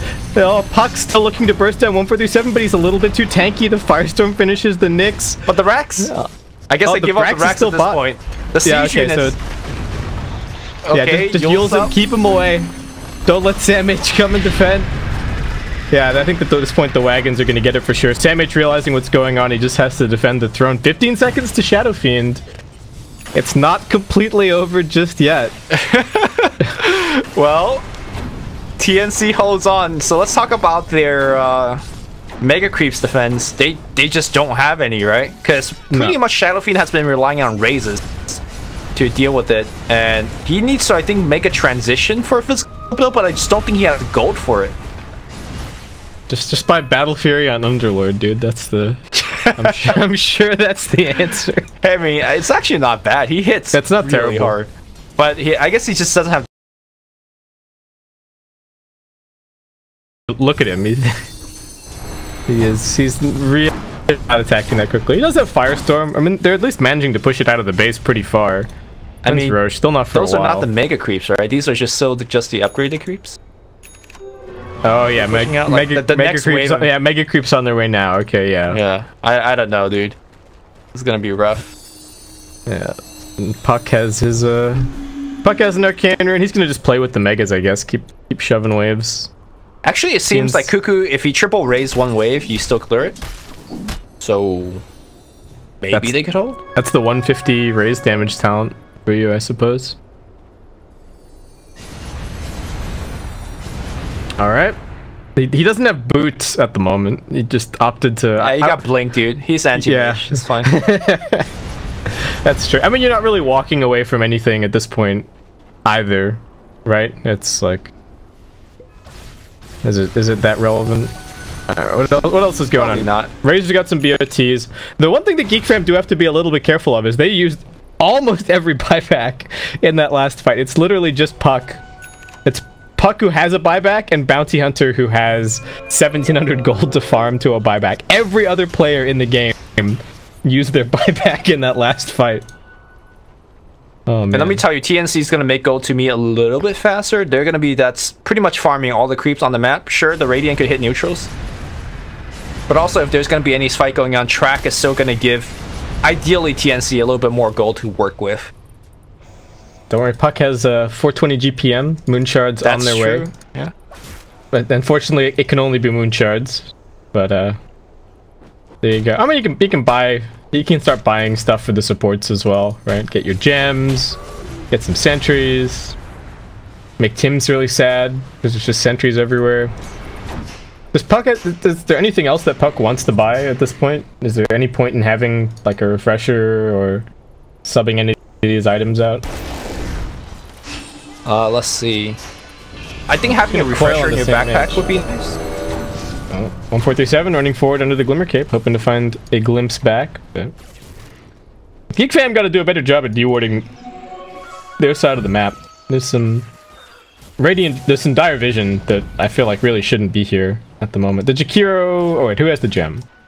Someone has a gem. All right, the Nyx Assassin has the gem. But yeah, they are. I guess you just wait for Roche if you're GeekFam. Is that the play? So I don't know if TNC can possibly contest the Roche shot, right? I mean, GeekFam, I feel like they needed to make any risky move. Yeah, you just kind of sit back, wait for Roche. I guess Nyx could be out there kind of just looking for picks. Maybe the next step for GeekFam is to start picking up BOT2s. Have the Nyx walk around, find kills, and then you BOT2 in to pick up those kills. Yeah. Yeah, that seems likely. Everybody's got BOTs anyway. Oh, poor Tim's. He's gone. They were just hoping to find something. I guess they're probably playing around the Roshan respawn, and if they find a pick off, then like maybe they can actually be the ones to get the Roche. TNC still see a path to victory in this situation. I think so. The play that I described where you get BOT2s on the Radiant, you could do the exact same thing on TNC. You know, both teams have this one of Invis hero going out to scout. And if those Invis hero dies, it's kind of like, at this point in the game, not a big deal. Like, even with Bounty Hunter dead, I don't think GeekFam is looking to, let's say, death push and try to end the game. I say that, kind of hovering outside the base. Trying to scare Cuckoo. He's got a blade mail at the moment. Interestingly enough, he tried to pop the blade mail and then break the dream coil. What is the blade mail for? I don't really know. I'll be honest. At this point, it doesn't feel like it's a deterrent at all, right? Like if TB is hitting you and he's got some illusions, and you pop the blade mail, he does not care at all, really, about the blade mail return damage. So I am a little bit befuddled as well. If she should pick up just a Maelstrom to like hit the creeps. Oh wait, Shadow Fiend sells Axe, buys BOT, but still has it in the backpack. But looks like he retains the 46 soul. I do imagine he will lose that bonus if he dies. He doesn't get the so he loses part of it. He doesn't get the actual damage, but it might be the case that he still gets the souls. I seem to remember that there might be like on his ultimate. I think there might be a bug where he actually gets the effect of the 46 souls for the Requiem damage, at least. Someone would have to confirm that. I'm not 100%. Well, one thing is I for have sure, seen that discussed. if he does die, he doesn't come back. Like, he cannot go back up to the 46 threshold on this. No, he can't. Yeah. Which Shadow Fiend has been dying a lot. Yeah, I've seen people discuss it in the context of the Wisp talent, where like Wisp can tether you, and then you technically have your Ags effect, so you can go up to 46 souls. But then obviously you can't utilize it unless Wisp is actively tethering you. Alright, they are defending. Still holding on to their high ground. Puck has the Refresher Shard ready to go in his inventory. Now they're going to go for Cuckoo. Nice little blink away. Play Hard was coming forward looking for him. Maybe just trying to pop the Lincolns. And GeekFam seem very content to play this one slowly, but they eventually have to do something, right? Like, you could farm cheeses if you really wanted to, but this is about as strong as they're going to be. I don't know if they have too many more items to grab. I mean, there's already a Moon Shard on the TB. I mean, do they have to do anything? Like, if you look at the Go graph, it's constantly going up. So I thought TNC would have more just creeps to farm, but of course GeekFam is farming the whole map. Neutrals. But how much of that is meaningful net worth at this point? I guess the Razor still has quite a lot of room to grow, right? Jakiro is about to go carry, man. He's got 5 slots left. 4 slots left. Jakiro should walk around and take up every bounty rune every 2 minutes. Just a little journey. Alright. Yeah. Sakemberlu getting tracked up. They're gonna try and poke their nose in through the bottom side of the map while the Mega Creeps go over towards top. They're trying to split up TNC this way. If they can, they're gonna drop the Dream Coil onto Cuckoo. Pops the BKB, threatens the Requiem. They're just gonna back out for the time being. They do get a Hex onto the Terrorblade. He's trapped inside of the root. A nice Force Staff is gonna get him a little bit further away. They tanked some damage, but they did force out the... Well, they forced the SF BKB, but it's look, actually only a 24-second cooldown. It's already cooldown. Yeah. Oh my god, the CDR in this is insane. He brings away Lincoln's protecting him. But they are pushing into the base right now. Of course, Throne does regen a little bit of HP. Yeah, they're getting some damage stolen over onto Sam H. I heard the Dick Ultimate getting popped. They're going to look towards March, but they're actually just not doing enough damage. The stun from the Nyx into the Ice Path. Sunder! He's in some big trouble, but on the other side, Sunder down. Shadow Fiend looking to turn around. He's got the Requiem. Is he going to do enough damage as he respawns? He's trapped. He's hexed. Can they burst him down a second time? Do they have the control? That's the question. Terrorblade dead for 100 seconds. They're still focusing on the Ancient, but it's not actually taking that much damage. Nyx Assassin will be the next one. Right-click down. And TNC are actually taking this fight. March and the Puck both trying to make their escape. Looks like Puck should be able to jaunt his way out. No, actually sticking around after the Yules. Could that be trouble for him? He gets hit in the face by the CK.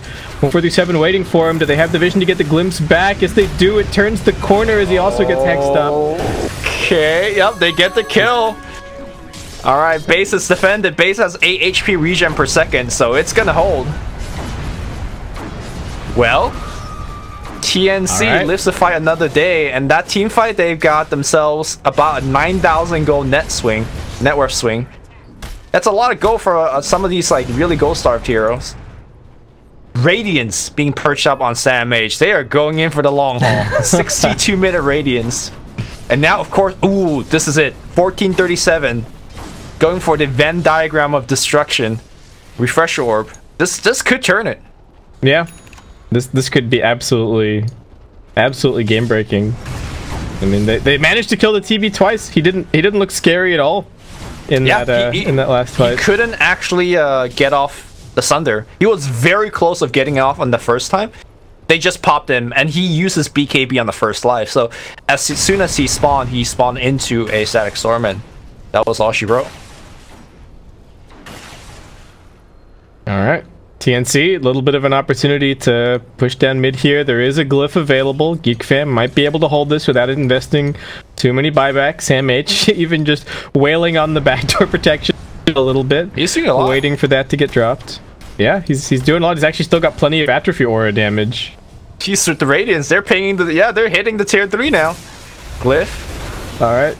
They didn't get this tier 3 40 minutes ago, but this time They might grab it. They get the Hex on the next assassin. He does manage to get the Spike Carapace off. He's also going to force Staff to get a little bit further away. TB just pops up with the ultimate, slays this Chaos Knight. Terrorblade now chucked inside of the silence. He's been hexed up as well. Can they keep him alive? No, he's dead. He does have a buyback available. They've got the Dream Coil out into a couple. Cuckoo taking damage. Blade Mail not going to be enough to save him. Buyback on CK, buyback on the TB, buyback on everybody. Sandwich trying to escape. Can he make it out? He's running for it, but they don't bring anyone with him. Raven has to run for it. He's going to be able to blink away. They've got the SF also TPing in. Everyone's blinking up. Alright. Everyone resets. How many buyback was used in that team fight? 4. 2 on each team. Okay. But 2 cores versus a core and a support. Yeah, so Terrorblade's buyback, CK's buyback, and Shadow Fiend's buyback. All of these are the ones that matter. And we reset. Roshan coming back up in a couple of about 2 minutes. Yep. This game. Oof. This game has gotten interesting. CK's got a Battle Fury. Check it out. He replaced his armlet. Okay. There you go. Desperate times call for desperate measures. He also has attack speed issues. I guess he has a MKB, but still. Terrorblade buying a Shadow Blade. Do you try and meme somebody? Do you like intentionally get low and then try and Shadow Blade in? But here's the thing: who could actually get him low on this map? No, you just buy an armlet. Okay, that's the old meme. The Shadow Blade armlet Dagon build. Yeah. Uses blink, Sunder, assassinate. Look, man, there's people on this map who don't have a buyback at this point. If you can one-shot somebody. You know who is one of those people? You. If you do that meme and you die, you also don't have buyback. So I don't know about that. Yeah, that's true. I mean, that seems like a pretty good way to throw the game. It's a double-edged sword for sure, Lumi. But they get the coil onto the bounty hunter. But did they actually know that Tim's here? He's gonna force staff. That ends up stunning him. Do they have any more force staffs to help out? He's actually kind of tanky. Oh, can they come in here with damage to save him? The blink hits Tim's. No! He's dead. He's dead. The dagger found Dobby. He's straight up dead in the fountain. Oh no. This is... Alright, it's just Bounty Hunter, but TNC gotta go play the lane control game again. So they'll have to be careful. Terrorblade does not want to be the first one in. Very dangerous situation for him. Puck gonna come in, just a little bit of a warning. Hex, it looks like they are gonna go over towards Cuckoo. Still no coil available. They get the pit down onto 2. Razor still has BKB, still has everything. There is a glyph on the dire side, so they're not too pressured just yet. Raven copping a mana burn as we do have lots of damage being stolen up by this Razor.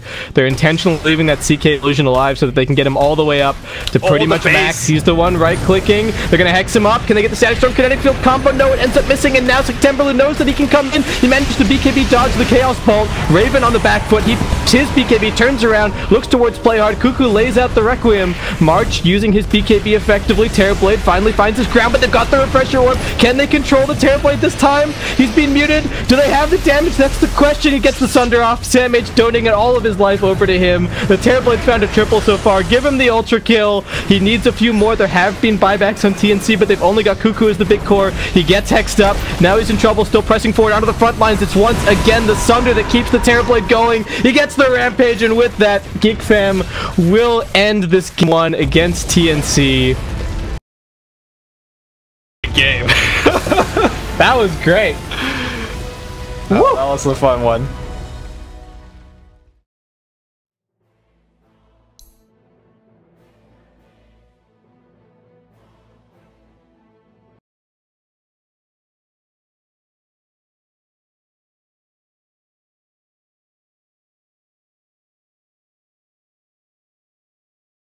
Why don't you show your friends when you're having fun?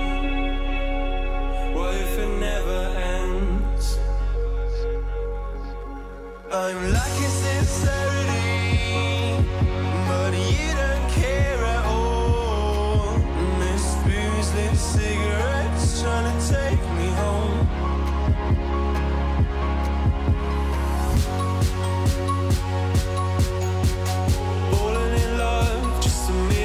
Times, breaking it off with the feeling on I sail.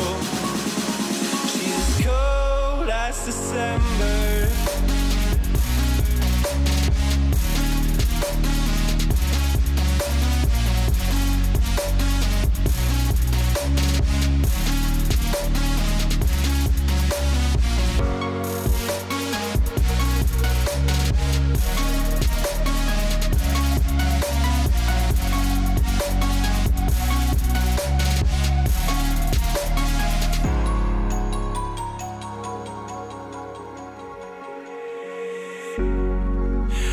swear I've seen you before, holding your shoes in your hands, running out that door. And you are nothing, but you say you wanna dance. And you're worrying, oh, you'll end up in the wrong hands.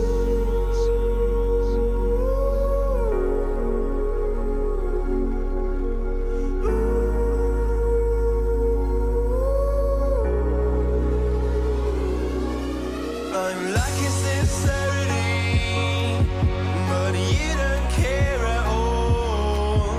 Miss booze, lit cigarettes, trying to take me home.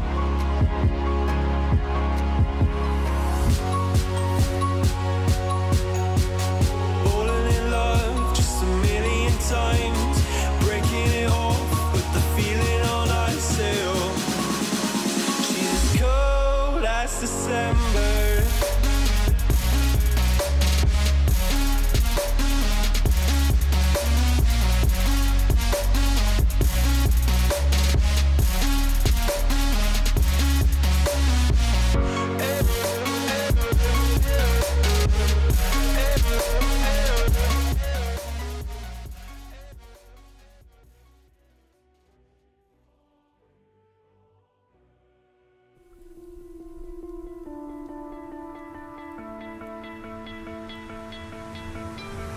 You stole my heart of gold after my silver soul. Can you dig any deeper now? I gave you all I own, put you on this golden throne, but I'm a little stronger now.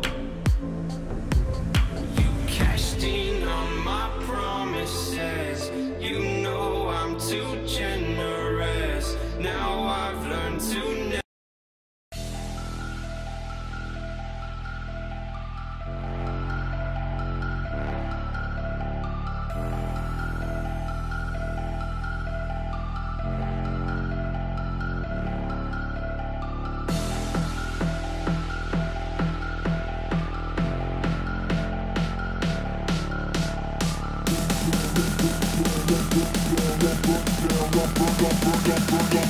Fold it up, we gon' burn it down.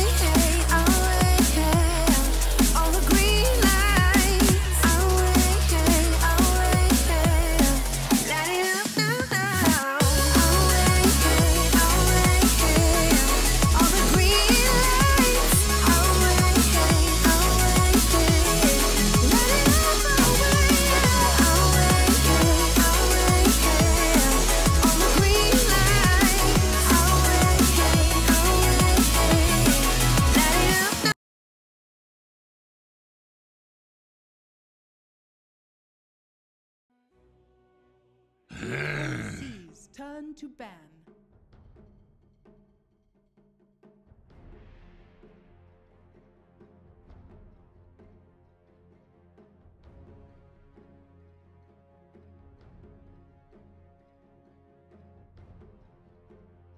Ten seconds remaining. Team banned. Team banned.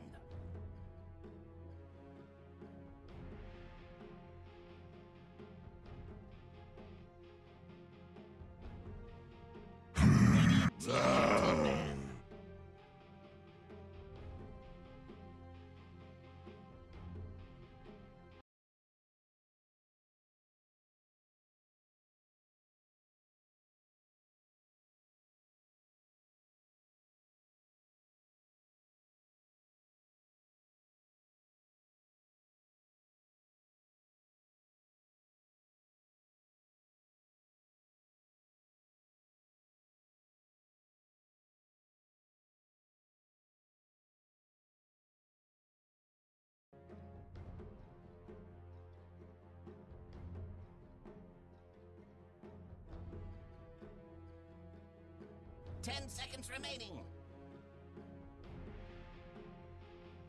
5 seconds remaining.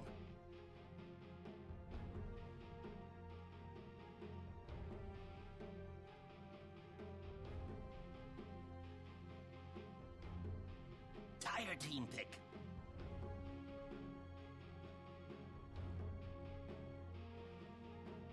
Radiant team pick. Clockwork.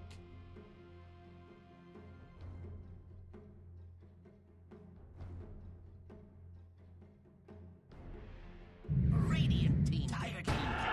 Bang. All right, everyone. Welcome back to the Bucharest Major 2018 SEA qualifier. This is a best of 3 between TNC Pro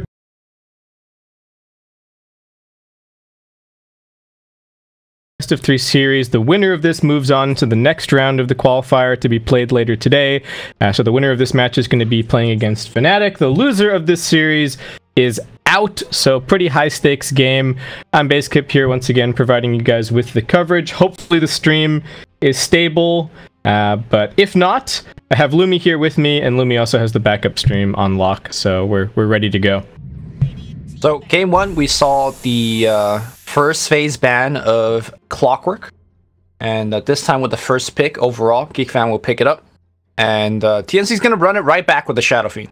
Honestly, I thought the Shadow Fiend played was very good. Like, it wasn't as flashy as some of the Blink Duels combination, but he was so exceptionally farmed, and in the team fight, I felt like his impact was great. I mean, he might have like maybe miscued a couple of item inputs here and there, but I thought Cuckoo played very well despite the loss. He caught up nicely as well after the laning stage. I mean, the game went pretty late, so easy to forget about, but also showing some of his prowess in that sense in terms of the decision making and the split pushing. This game might be a little bit more difficult. They do already have the Bane to potentially try and help him win mid, but this support duo that he's staring down from GeekFam I think is actually quite scary. We talked in the previous game in the draft about Clockwork's ability to kill Shadow Fiend if he's out of position, but I think a lot of teams actually really like Shadow Shaman as well against the SF. Partially just because of his ability to go and be a bully on the mid lane. He's got insane base damage, he can kind of secure a bunch of CS that the Shadow Fiend is going for. The Ether Shock is really annoying harassment for the SF to deal with, so I'm interested to see how TNC kind of deal with that. Maybe they just need to get the right offlane matchup, so GeekFam feel like they can't spend all of their time just harassing the Shadow Fiend on mid. I think the easiest fix is actually just to give Cuckoo a little bit of help, because in game 1, I don't know if viewers are still around from the game 1's beginning, but they didn't block for him, so Puck had the better block in that lane, and they pretty much, like, if you think about sending in heroes like Disruptor and Bounty Hunter, they're not going to be able to back up the Shadow Fiend. So the draft and the play wasn't actually dedicated to help Cuckoo. And granted, TNC got better exchanges elsewhere on the map, but it feels like, and it seems like TNC is going to give Cuckoo a little bit more help. Bane in particular, to me, is already enough against these two. Yeah, sure, Clockwork could rotate around Shadow Shaman could come around, but you drop a good ward in the mid lane, then you park Bane there for 3 minutes, then Cuckoo's gonna be just fine. Yep. Of course, it is also going to depend on what the actual opponent is in lane for the SF, but I feel like most 1v1s SF actually does pretty decently these days, especially with the stacking damage on the Rays. It's just so difficult for anybody to really trade hits with them. And we get a Tim's Classic. This is a little bit of a treat. Yeah. The Earth Spirit coming out. So the one pick I really like here is Tinker, because I feel like the matchup against Shadow Fiend is quite good.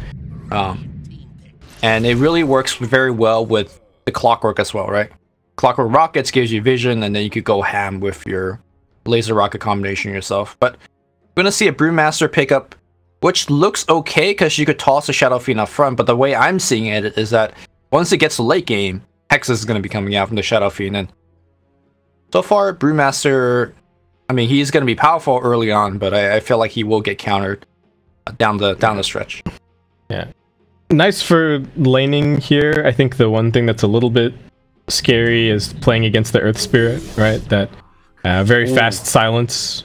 And TNC, all right, they're just building up some combo play here. This is it, man. Take me back to 2016. Like, Tims and Sam H made a name for themselves at the TI stage, just kind of running this combination nonstop.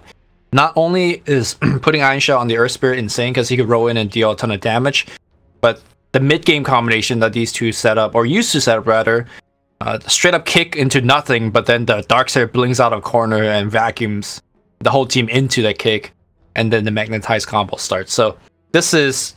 It does not get any more comfort pick for TNC so far. The Cuckoo, Shadow Fiend, and of course, the Earth Spirit and Darkseer for your 4th and 3rd position players. Yeah, I like this as a way of making the Shadow Shaman's game really difficult to play as well, right? If you get rolled on by an Earth Spirit who has an Ion Shell on him, there's not really a whole lot that the Shadow Shaman can really do about it.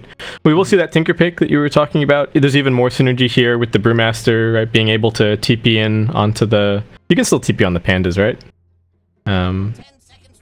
Or I'm not confusing too sure that about that, because they're considered as hero units, but I don't know. I want to say you can, but I want to confirm now. I'm gonna go. I'll go Wikipedia.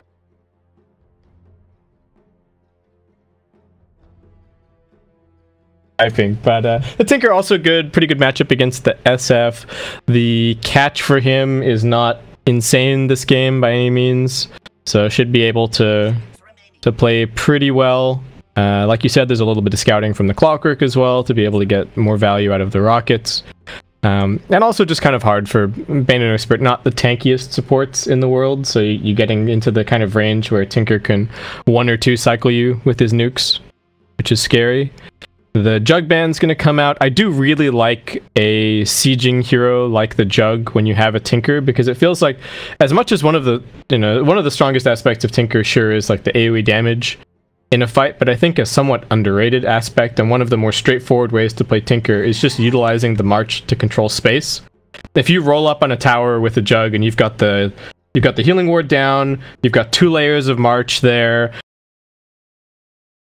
can fight into that. And there's still other options to pick up here in terms of heroes to do that, but I think the Jug was probably the most premium, so maybe they'll go for like Luna or something instead.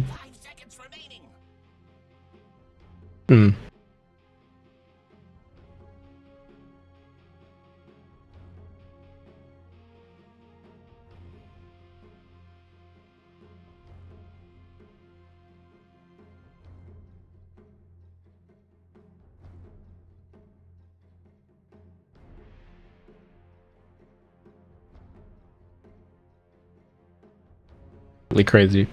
So the other way that I guess the other thing that they could do if they want to get a somewhat traditional Tinker counter would be to jam well, I guess they could pick it and then put it safe lane, but the Storm Spirit also comes to mind as, you know, your traditional sort of anti-Tinker hero, but that makes their lineup a little bit scary to play, especially in terms of the scaling. And then, like, they're down 1 game in a best of 3 here, so do they do anything risky, I guess is the question. called the Luna pick.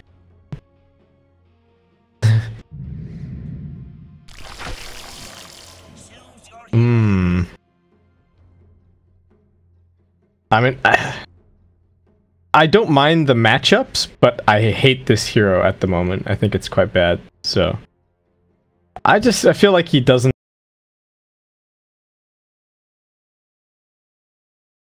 position ones, or like the archetype of position one.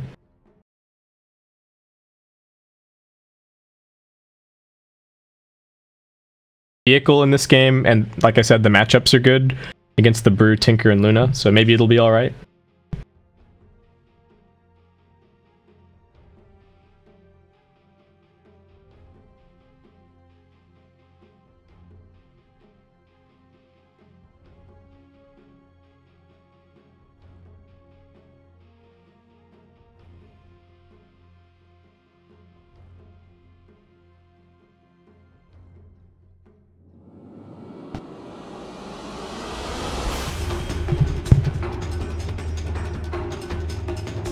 Yeah.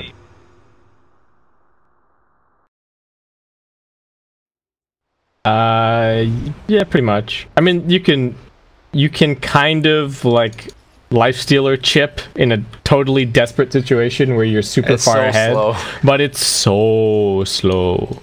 So we'll see. Maybe if he has a Desolator, but yeah, potentially. I'll be interested to see what his build ends up being this game.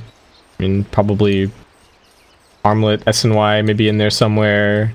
Deso not too bad. Whether or not he tries to be a little bit farmier, I suppose, is the question. Because you can kind of do it on Lifestealer. You can buy Maelstrom. You can, you know, some people used to buy Midas quite a bit. Midas feels like a super game-losing item this patch. The Miracle Radiance Manta build. Lifestealer. I think that that build all died when they made it so that you can only infest Ancients with level 2 infest. That's yeah. That was the end of that meme. Also, I think they kind of need to... The Lifestealer needs to get active early this game because he is their best Ion Shell, like one of their best Ion Shell carriers. And I feel like Darkseer is the kind of hero where you just want to get that first item. You want to get your...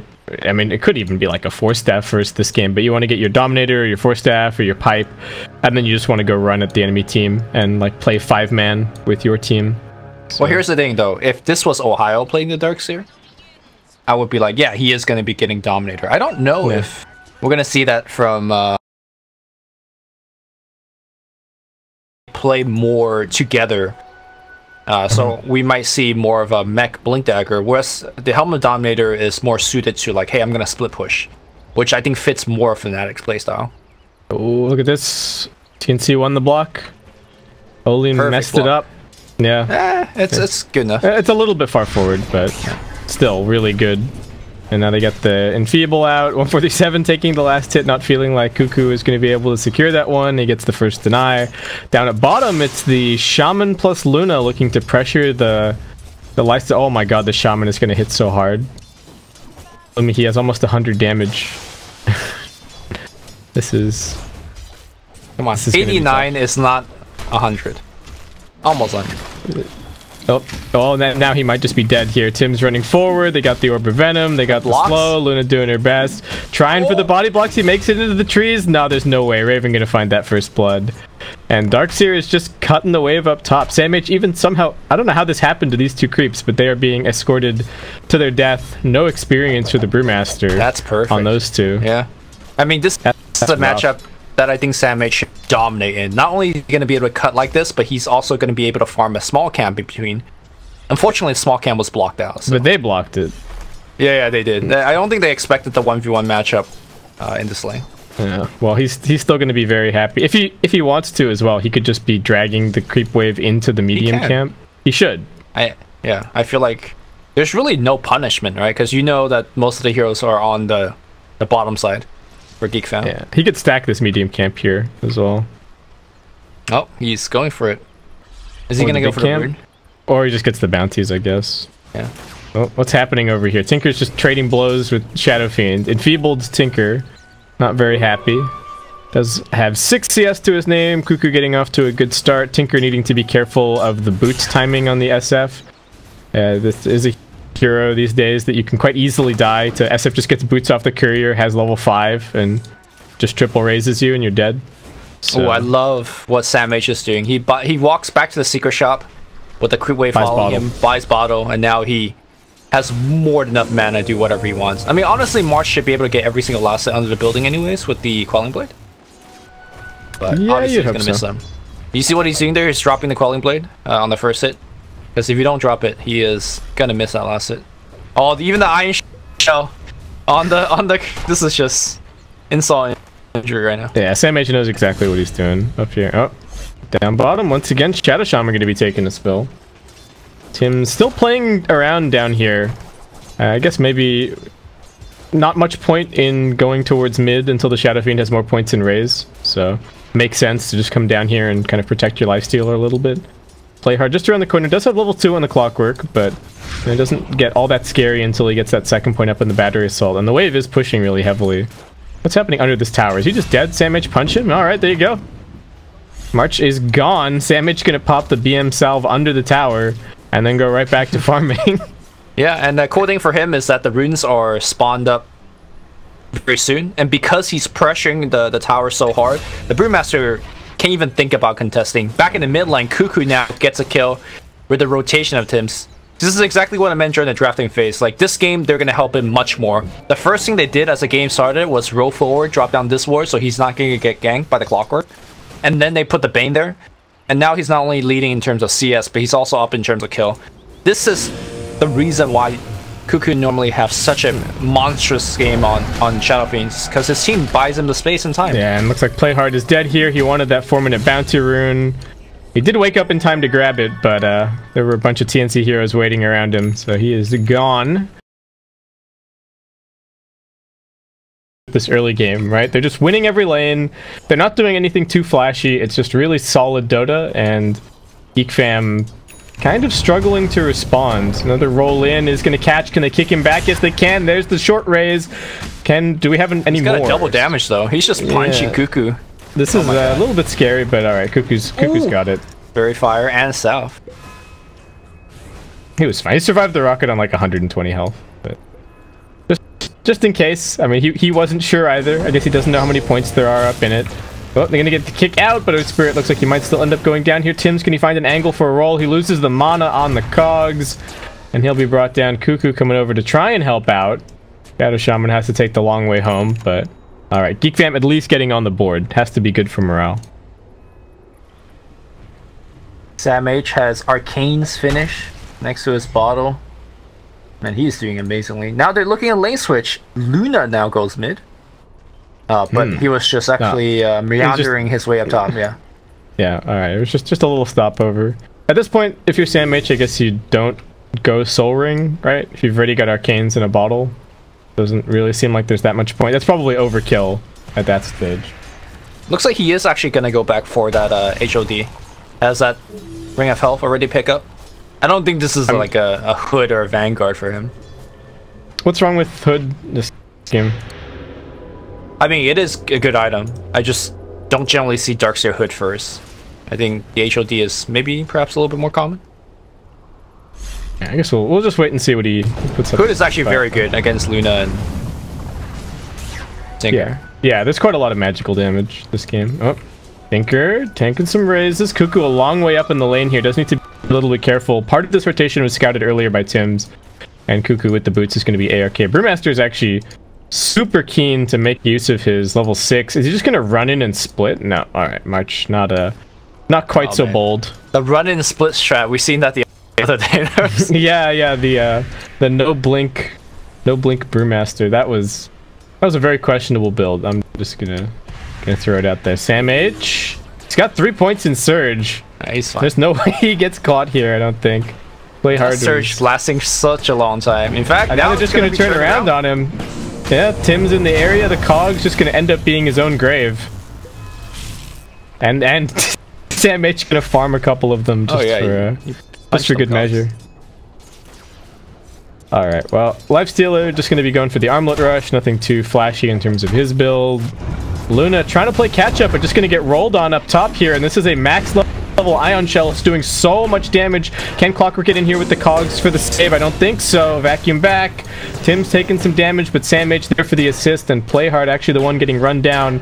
2 seconds on the Surge, but unfortunately Sam H does not have the Ion Shell on him at the moment, so he will Surge Tim's instead, just into the wave. They're going to clear it up and then maybe go in. The shrine's already been used, so I guess they might have to go back. Yep. Headdress being built up on Darkseers. Looks like it is gonna be that Helm build. Nope, a little bit of damage here on March. Split threatened. They want to force something, force some regen, force the split. He's just gonna salve himself back. Might not even need to use it, might just wait for the Tranquil Boots. 8-minute runes coming. Luna with the smoke. This is a bizarre. Luna, this is a bizarre gank, but here we go. Luna just waiting for the force back, but Cuckoo actually not backing down. Now he's gonna get pushed back, and they get the courier. No, the courier actually scouting the Luna up on the high ground. Oh my god, Cuckoo! How the hell is gonna? There's no escape at this point. Are they gonna finish it with the Tinker? Yes, they will. All right, nice for him. He needed that. He's actually only got 20 CS to his name. Ooh. This ward though, this ward somehow seeded the TP in smoke from TNC. Oh. So GeekFam should be aware of this incoming gang, and they can even kind of set up the Brewmaster as a trap, because he has split, and he's definitely baiting it right now. He knows, or he doesn't, because. Primal split. There you go. They don't get the silence out in time. Raven's still rage. They're gonna get the boulder over onto the Bane. They're level 4 on 1437. They do get the Cyclone up on the Lifestealer, but nobody else is here. They could actually kill him right now. Like his thing is gonna end, and now Bane's gonna Nightmare him. Yeah, they're just rolling through. They're waiting for the timing. Nightmare on cooldown. They got the Brain Sap coming through. Do they have another open wounds? Wand charges are there. There's the open wounds. Shatter Shaman doing everything he can. It looks like it might actually be enough to save March. That wand charges into Sap. Gonna be a-okay. I think unfortunately Tim's kind of blocked Raven a bit. Phase I believe was on cooldown, and the fat body of Earth Spirit was not nerfed enough. No. Reduce his collision size. Why not? Oh, Darkseer gonna have to try and stay inside the wave here. Actually, maybe needing to be a little bit careful, in fact. Oh, I think my stream is on Struggle Street again. God, I hate Australian internet. It's not completely dead. I'll give it 20 seconds and I'll let you know. Okay. No bueno. Sam H has his dominated creep. He's just gonna run it in here. He's surging himself. There's the clap. This might just be a solo kill. Kimberly, what can he even do? There's no point in using the Eclipse. It would just get soaked. Sam H on a killing spree. I would have rolled the dice on that one. Just Eclipse anyways. Get the just to see if it scares him off. Get all the beams. No, not scare him off. Kill him. Just get all the beams on the. Just micro the beams. Micro the beams. Yeah. Alright, well, Darkseer is #1 on net worth. He is about to take this top tier 1, so this jungle is about to open up even more for him. They're going on March down bottom, right-clicking him down. He's still got those wand charges. Brain Sap is off cooldown. Brew gonna... Oh, he's found some weird spot in the trees and they can't get in there. I didn't even know that spot existed. I didn't know about that either, but there you go. Sick Juke makes his escape. Meanwhile, Smoke heading over towards mid. Luna once again on the warpath. They really want Cuckoo dead. Tim's is waiting here just around the corner. They need to be careful. Tim's maybe with the boulder smash. Ready to go. The Eclipse comes out. He keeps the Luna at bay. And that's the end of that Luna gank. Alright, do you need me to turn on my stream? No, I think it's okay. It's okay at the moment. Alright, so immediately TNC smokes after that failed Eclipse, and they are looking to make a play. Do they want Ollie? No, they want the bigger fish. This will be so confusing for the viewers as well, because the lag for them was like 3 minutes ago, and now we're talking about it. Oh well. That's the beauty of having delay in your stream. Anyway, Sam H, Pincering, they get the boulder smash onto the Clockwork. Raze is flying through. Play hard, looking for the hook out, but Tim's gonna roll on top of him. Right clicks him to death. TNC not gonna give up an inch either. Cuckoo just immediately TPing back to the mid lane, where there is more farm waiting. Man, he's actually not that high up on the net worth, but I mean, I think that's just because the other lanes are winning so hard. that his farm doesn't look that impressive. Yeah. I think that's more of it. Like, he's doing fine. It's just that Sam H just like doing absolutely Overperforming amazingly. for sure. Yeah. He has a blink and 100 go if he wants it, or you could go back for like a mech. He's got 4 points in the vacuum already. Yeah. 0 point wall. Yeah. Who needs it? I mean, the real combo is with the vacuum into the boulder smash Requiem. Who needs wall? There is some value to the wall this game, but yeah, like the Luna illusion. wall. Yeah. Maybe you get a free Vlads from Brewmaster. Although these days, Brewmaster doesn't even buy Vlads apparently. No. Oh, this Brewmaster he's almost got his blink action. March doing decently. There was some sneaky TNC vision up here. Fan of this ward.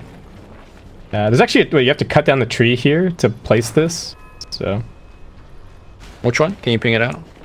This one. Yeah, this is some players just love this ward.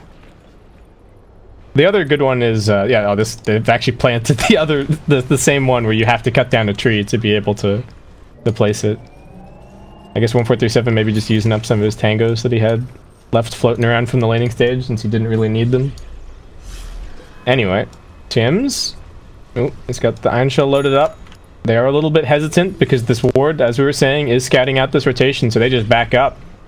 Sam H and Tim's not going to expose themselves to anything. Sam H does opt for the Force Staff instead of the Blink. So a little bit more difficult to set up, but down bottom, we got some action on the Tinker. He's just being Fiend's gripped, and we'll just get right-clicked to death. I actually like the Force choice quite a bit. Raven, in a lot of trouble. He does not have Infest up. He does have Armlet, but hard to toggle that one against the Fire Panda. Toggle it? Maybe he can toggle it? No. Nice hook shot. Alright. How's this Luna doing? Yeah, just going drum. The Darkseer getting the Force Staff, obviously for the Clockwork. It's not only for himself, but also for his team. Luna. Man, she is so poor. Yeah, there's a shrine there, but I don't know if that's going to end up mattering, and Sam H might just vacuum her away. No, vacuums her towards it just a tiny bit. Gives her that brief moment of hope, but no. Is that the BM vacuum? It's like, here, I'll take you to the shrine. But please activate your shrine. See if it does anything. I mean, they just control this entire top side of the map, right? The combination of these two wards, the tier 1 being down, and the Darkseer constantly shoving the lane, is lethal for GeekFam. They're going to go and try and play the other side of the map. Unfortunately for them, they haven't opened up this tier 1 tower yet, so they have to try and get a kill here. 1437 just going to TP himself out. They do have an Arcane Rune on the Shadow Shaman. Yeah, I think well worth it to just pop the Mass Serpent wards there. Mid lane, they're making a go here on Luna. But pretty hard angle to come into. Yeah, 147, quite a bit of gold. I mean, they've just taken all the tier 1s, right? So everyone's cashed up on the side of TNC. Darkseer's up to another 2,000 gold. Jesus, every time I look at him, he's farming like Alchemist right now. Yeah, what? Midas, here we go, dude. This is the way to go. Yeah, man. I'm hyped. Oh, look at the mid lane. Look at mid lane. It's like freaking 3 Mercedes-Benz right now. That's a car show. Let's go. Get on that T2. Helm of the Dominator for one. You got the Life Stealer for the other. This is absolutely hilarious. Oh my god. Go, guys. Send them in. Hit that tier 3. All right, they're gonna miss up this point. This is super meme. I feel like the Darkseer Midas is a bit of a meme as well. Like, no, I think that one's fine. I mean, you think it's value? Yeah, I guess. I'm not saying value, but I mean, yeah, getting to level 20 for him is actually pretty decent. No, man, you got to get the. He's got the 90 damage talent. He needs some attack speed. That's what this is about. Okay, fair enough. Where's that Battle Fury? Yeah, that's the real farming item. But yeah, the levels are pretty worth it. I was trying to think about like what his next item would be, and I don't know if there's like one item that stands head and shoulders above the rest. Like Pipe, okay. Blink also alright, but I feel like they have enough initiation kind of at this point. So if this Midas gets him to like a Blink Hex at a time that they need it, then sure. Yep. But they're so far ahead anyway. 10k net worth lead, showing no signs of slowing down. Shadow Fiend also picking up a Force Staff, so they're just making Clockwork's life really sad. I mean, the Mass Force Staff is also quite good against the Shadow Shaman, right? Somebody gets shackled, or somebody gets hexed. You just spam some 4 stabs, get a surge on them, and they should be fine at that point. I mean, even the boulder toss from the Brewmaster, just being able to 4 stab somebody a little bit further away, it's always helpful. Yeah, that boulder toss travel projectile is so damn slow that you can actually get them so far away. Ooh, do they see Sam H? What's the vision situation looking like? They're going to spot him inside the trees with the rocket flare. He gets hexed up. They're going to drop the Master Serpent as well. He 4 stabs himself a little bit further away. The Tinker's now TPing in. Alright, they do have enough damage to finish him. Pretty big investment, and Tinker actually getting caught on the mid lane. Looks like just rolled on top of by Tim's, and Raven popping out to say hello. Yo, Ollie got that kill, and he's such a low net worth hero.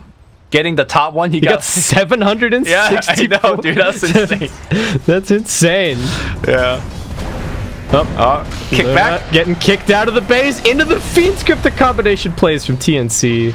On point. Tim showing exactly why he is renowned for his Earth Spear play. And Raven just heading straight up onto the high ground. He's not all that healthy, in fact, and we'll need to back it out. Got to be cautious of those rocket flares. But he'll be okay. Should be able to heal back up with the open wounds in a couple of seconds. They do even manage to get an Observer Ward up on the high ground. The vision game from TNC has been absolutely dominant. And at this point, they control the map. Maybe take another pick off, get a Roche. We're probably not that far away from them thinking about going high ground. Yep. So to me, this game isn't really about any kind of great movement play that TNC made, right? I feel like it just truly show that they're the stronger team individual skill wise and was able to kind of just punish GeekFam. I mean, sure, there are some like really nice moves. For example, I think after the Eclipse failed, TNC immediately smoked up to go top to get Luna. I think that was a really good move. 1437 TPing away from like a 3-man gank on the bottom to help somewhere else on the map. That was great. But I think it's really like, you know, Sam H owning his lane super hard, Shadow Fiend getting the early help, getting the first blood, and then they just don't look back. Now here's the tough part. Can TNC actually close out the game? Because I've seen TNC get the big lead like this one, but also have issue finishing it. Yeah, and they are playing against a Tinker as well. Right. It's always a little bit more difficult to push up onto the high ground. This Tinker is not very farmed though, and I feel like the other big thing this game is just being how the lane is played out, right? Did GeekFam need to go for an aggro tri-lane? Because they had such a bad 1v1 matchup at top. They must have thought that like they were getting a good deal pressuring the Lifestealer and tri-laning at bot, right? But it felt like that just blocked them out of being able to pressure the Shadow Fiend early on. Maybe they thought that TNC was gonna aggro? Maybe. Which I could see happening. I could see, yeah. I mean, that could be what the Lifestealer is for, right? But then they didn't really make any attempt to swap the lanes early, or at least not until the Brewmaster was already completely owned by Darkseer. Brewmaster's also gone back for a Midas. Sees a little bit of bling bling on Sam H and maybe feels a bit jealous, so he's going to pick one up of his own, and now just queuing up a Radiance, which is, I mean, it's not a terrible item. I love TNC's item choices, by the way. They're going for the speed gaming team 4-staff build. We got one finish on the Darkseer, obviously, and Shadow Fiend has one build. He's going to turn that into the Pike, and looks like 1437 is also going to get one of those. Give me back my old 4-staff, dude, with the quarterstaff. Oh, that was so broken. That was an item. Well, actually, I mean, and a half. It's good for the cores, right? Supports, I think, prefers a extra bit of regen. Yeah, the Ring of Health version is nice. I mean, even some cores don't mind it, right? You buy Ring of Health early, and then just build it into your 4-staff Hurricane Pike later on.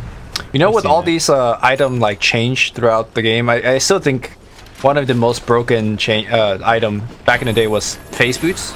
The old Phase Boot. Oh, when it had armor. Armor, yeah. Yeah, when it had a chainmail in it. Oh man, that was so sick. It was like 4 or 5 armor. Yep. Phase Boots. Literally everybody was buying it. It was probably the best time to be playing Doom as well, because you could fix your armor item, like your armor problems, with an item that you actually wanted to buy anyway. You just literally got movement speed and armor, so you just don't die to anything. Just run away. No, those were the days. Whoa, TNC's gonna just go into the tier 3 and start hitting it. They really want this Yeah, they're gonna pop the drums. They're gonna get this tier 3. They might lose a hero on the way out. No, they don't lose anything. They did lose the tier 2 mid? No, tier 2 is protected, excuse me. And now shrines are open. TNC is making it happen. They are going to lose this tier 1, it looks like, to Serpent Wards, but, I mean, very nice disciplined play from TNC. At this point, you'd think that they should be able to coast it out to a win. One thing that I will say is that, you know, they are 5-manning a little bit, so GeekFam have at least managed to stabilize the net worth difference. March in some trouble here. Primal Split going to get forced out. Can't do anything with it, really. Will TNC just consider going mid? I mean, they have Aegis. Yeah, they'd probably just go slap this shrine real fast and then go and push up onto the high ground. I mean, remember the scenario that you were talking about with the Lifestealer slow siege stuff? Well, he does have a Desolator finish, so it won't be that slow. The problem is that he doesn't really have a good way to regen his HP, and if he's kind of tank the tower, have the armor up, it's pretty rough.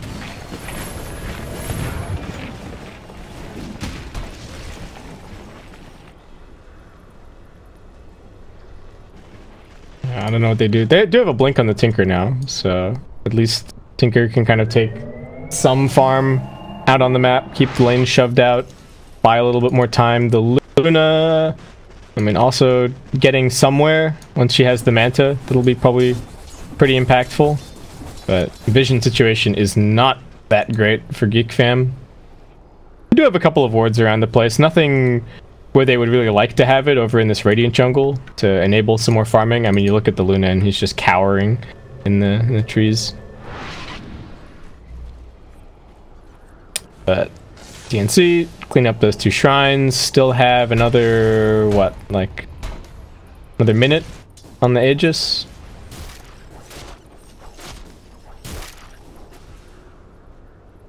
I wonder if they're actually not going to even use this Aegis. Just going to have a farming Aegis. Take over the map. I mean, they do have quite a lot of gold on the Shadow Fiend and the Darkseer. So, could be worth it to just wait for another round of items there. Like, I would imagine that SF just gets BKB next. Ooh, nice cogs. Actually going to keep Raven off of the ranged racks, or at least save them a couple of hits. It was a dangerous game that Clockwork was playing. He did have a Force Staff to get himself outside of the cogs, even if he put the Lifestealer inside of them. What do you make of Sam H's Solar Crest? Is it just for the push? I think it was just a, hey, we can Roshan. Like, if we take the Rosh, that's our next stage to this game. You don't need a crest for that, right? Medallion would be enough? I'm just wondering what was the upgrade for? Well, we gotta jump in. Aegis has been reclaimed. Raven diving in pretty deep. Does need to be a little bit careful. There's a hookshot coming back through, and now we've got the grip over to the Brewmaster. Can they burst him down in time? He does have the Primal Split available, but it's not enough. And Shadow Shaman tries to stand there shackling, but gets stunned down. TNC do manage to evacuate Raven. 2 quick picks. Probably going to wait out these Mass Serpent Wards. Actually, just going to swap over to bottom lane instead. To answer your question, I guess the Solar Crest is also helpful for this siege situation where Raven's going up and tanking tower shots. Man, Raven is constantly at low HP, and then he just queues up a heart. I like this choice quite a bit. Against the Tinker, heart is a very decent one to have. And now, looks like the siege creep was stolen. And with the Iron Shell, I think he's just gonna park up top and just clean up this wave. Yeah, drag it all the way back to the base. Alright, well, TNC maybe back to farming for a little bit. Cuckoo did buy that BKB that I was talking about. Sam H, what's he queued up? He's gone for a pipe. At all stages, Sam H's item build is very much just being, I think, responding in the right way to what his team needs to do. Like, Force Staff was nice because he was playing a decent amount by himself, and they needed ways to keep people alive from the Clockwork, and then picks up the Solar Crest. Ooh, Hook gonna end up missing on Cuckoo. He's got a Hurricane Spike down to the low ground. He's gonna be A-okay. I think even if that Hook connects, quite a difficult kill, and Raven's gonna come running in haste and Arcane. Tinker will be able to TP himself out. Shadow Shaman trying to find a little hidey hole to TP out, but he's gonna get vacuumed. They spot him. They bring him down. Not the biggest kill, but TNC, is that going to be enough to motivate them up onto the high ground once again?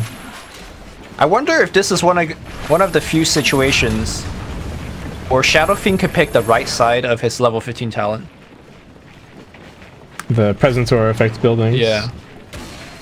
It's kind of nice when you're looking at siege and end the game early. I mean, obviously the movement speed is so nice for like walking around farming. Yeah, So that's why you almost always goes for it. But if you're looking to end the game, yeah, I can see the argument for it, for sure.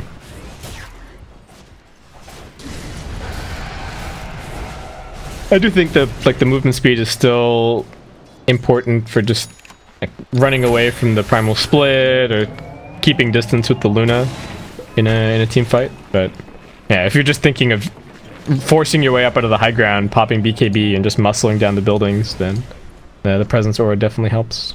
So it's a 6 armor, and how much armor did the buildings actually have? The melee back has 18.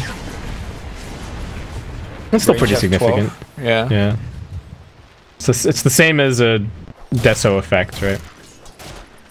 Yeah, but I guess TNC is now playing more of like, instead of pushing, they're gonna just keep the Dire inside. And Just that's get probably, huge, yeah. It's probably one of the best way to play against Tinker. Like, if he can't come out, he can't really use what Tinker is good at, which is, you know, the whole BOT Blink Dagger kit, shove out multiple waves. Yeah, he's not actually creating any space for his team if he's just farming all 3 lanes at their base. So, let's see. Oh, what's going on over here? Lifestealer does have his Reaver already picked up, so Raven getting closer and closer to his heart all the time.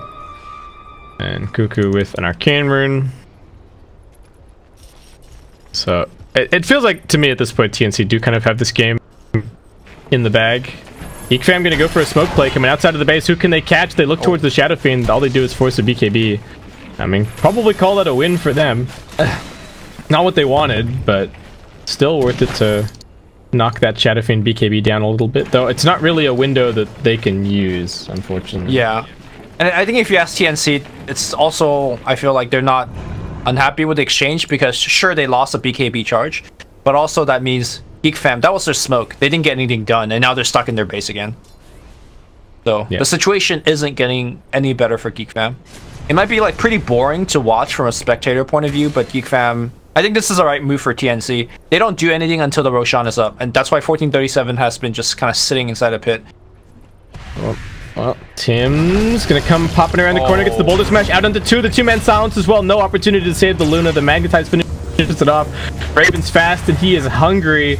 Can they get the kill here to play hard? One more auto attack. Well, actually the Magnetize from Tim's finishes it off. Cuckoo finding some very nice raises over on the other side. They spot the Tinker. He manages to blink a little bit further up. Can he just get the TP out? Looks like he will be able to. Has a little stopover inside the base, but Raven already working his way onto the melee racks. Pops the Rage. Cuckoo also up on the high ground. 1 lane of racks down. March does have his blink and his ultimate ready to go, but needs to be cautious of the Fiend's grip on the Bane. Doesn't want to engage foolishly. Lifestealer getting healed back up. Pops another Rage. Doesn't have to care about the March of the Machines at all. And GeekFam seems like all that they can do is watch. They're going to go jumping in. They use the clap. They get the split off, but Lifestealer immediately infests into Sam H. He surges and force staffs himself away. They're going to kite this split out perfectly. Not get any value out of it on the GeekFam side.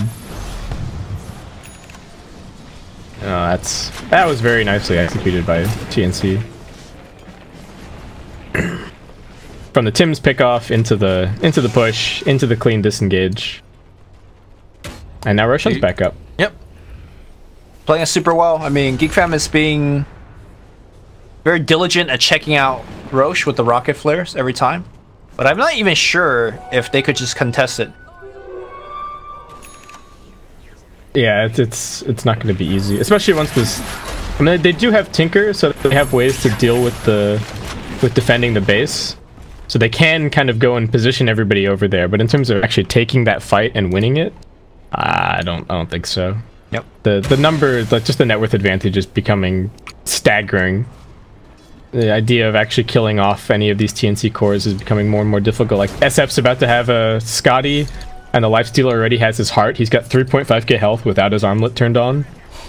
Like, what do you do? And then we're about to throw Aegis and Cheese into the mix. Yeah. Well, looks like they are gonna try to contest. Drum's gonna get activated by GeekFam. They're gonna look to backstab. Let's see if Playhard could land a good one. But the creep wave comes.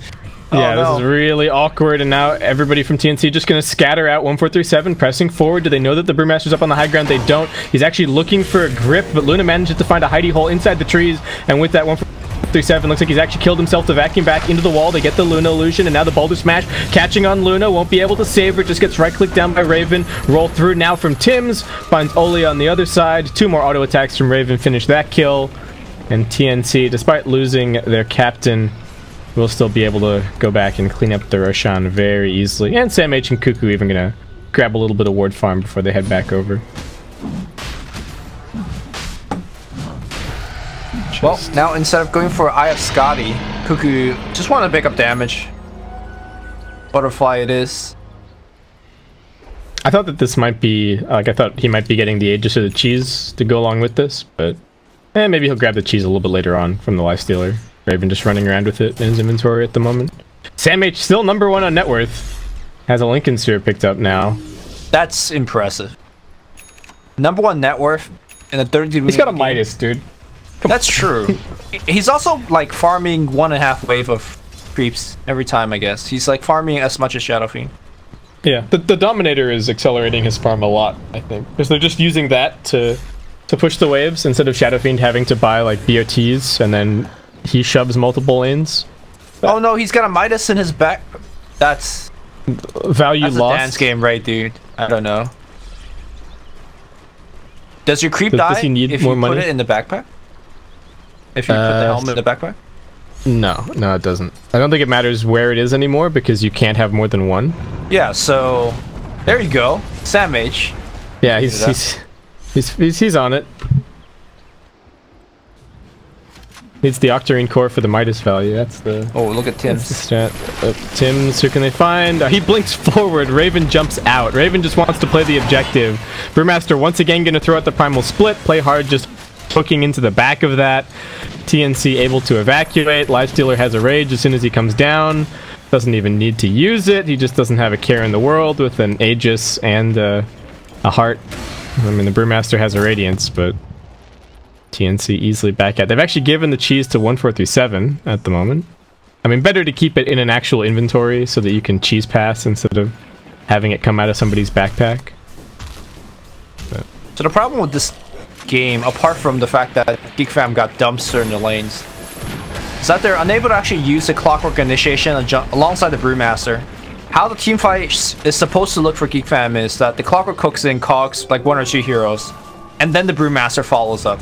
Because all the previous time we see Brewmaster try to jump in and everyone just like walks away. Because Brewmaster's initiation isn't fast enough to actually stop people. Do you think it's a problem of just the combination of these two initiators is not reliable enough? Like almost no matter right? There's a blink clap or a hook cog. So long as somebody on TNC has a Force Staff, they can kind of counter-initiate that. And sure, that's true of a lot of initiators, but maybe especially true of the Brewmaster plus the Clockwork. Yeah, and TNC agrees as well. That's why, like, the first item for that very rich Darkseer, he bought a Force Staff, right? Like, he could have gone to Midas there, but he understands that the Force Staff just counters his team really hard. Raven, again with the chip. I mean, we said it wasn't going to be fast, but it has turned out to be the strategy here with the Lifestealer. And it's not fast. Away. Actually, it's really not fast. Yeah. At least he's got the heart. It's a really nice item in this situation. Yep, straight up he goes, healing all the while. Luna gonna have to do something soon. Is off on the side. Does have a Hurricane Pike to get in there. They do have the Aghanim Scepter up on the Tinker. That's going to be helpful. Now they get the vacuum into the Boulder's Magic Hand just onto 2. The counter initiation attempted from the hook shot, but the Luna is already way too low. Raven's going to chase her to the ends of the earth. Few more auto attacks. Won't get into the fountain. 4 already dead in the blink of an eye. And Tinker doing everything that he can from the sidelines, but the GG has already been called. And TNC will keep their hopes alive here in the Bucharest Major SEA qualifiers. We'll tie up the series 1-1 against GeekFam. That's one of those we know we're the better team moment. Let's show it. And this game just a classic domination from TNC. That last combo to finish it off, that was kind of, that was it, right? Like we knew these guys could do it, and they just showed us in multiple ways.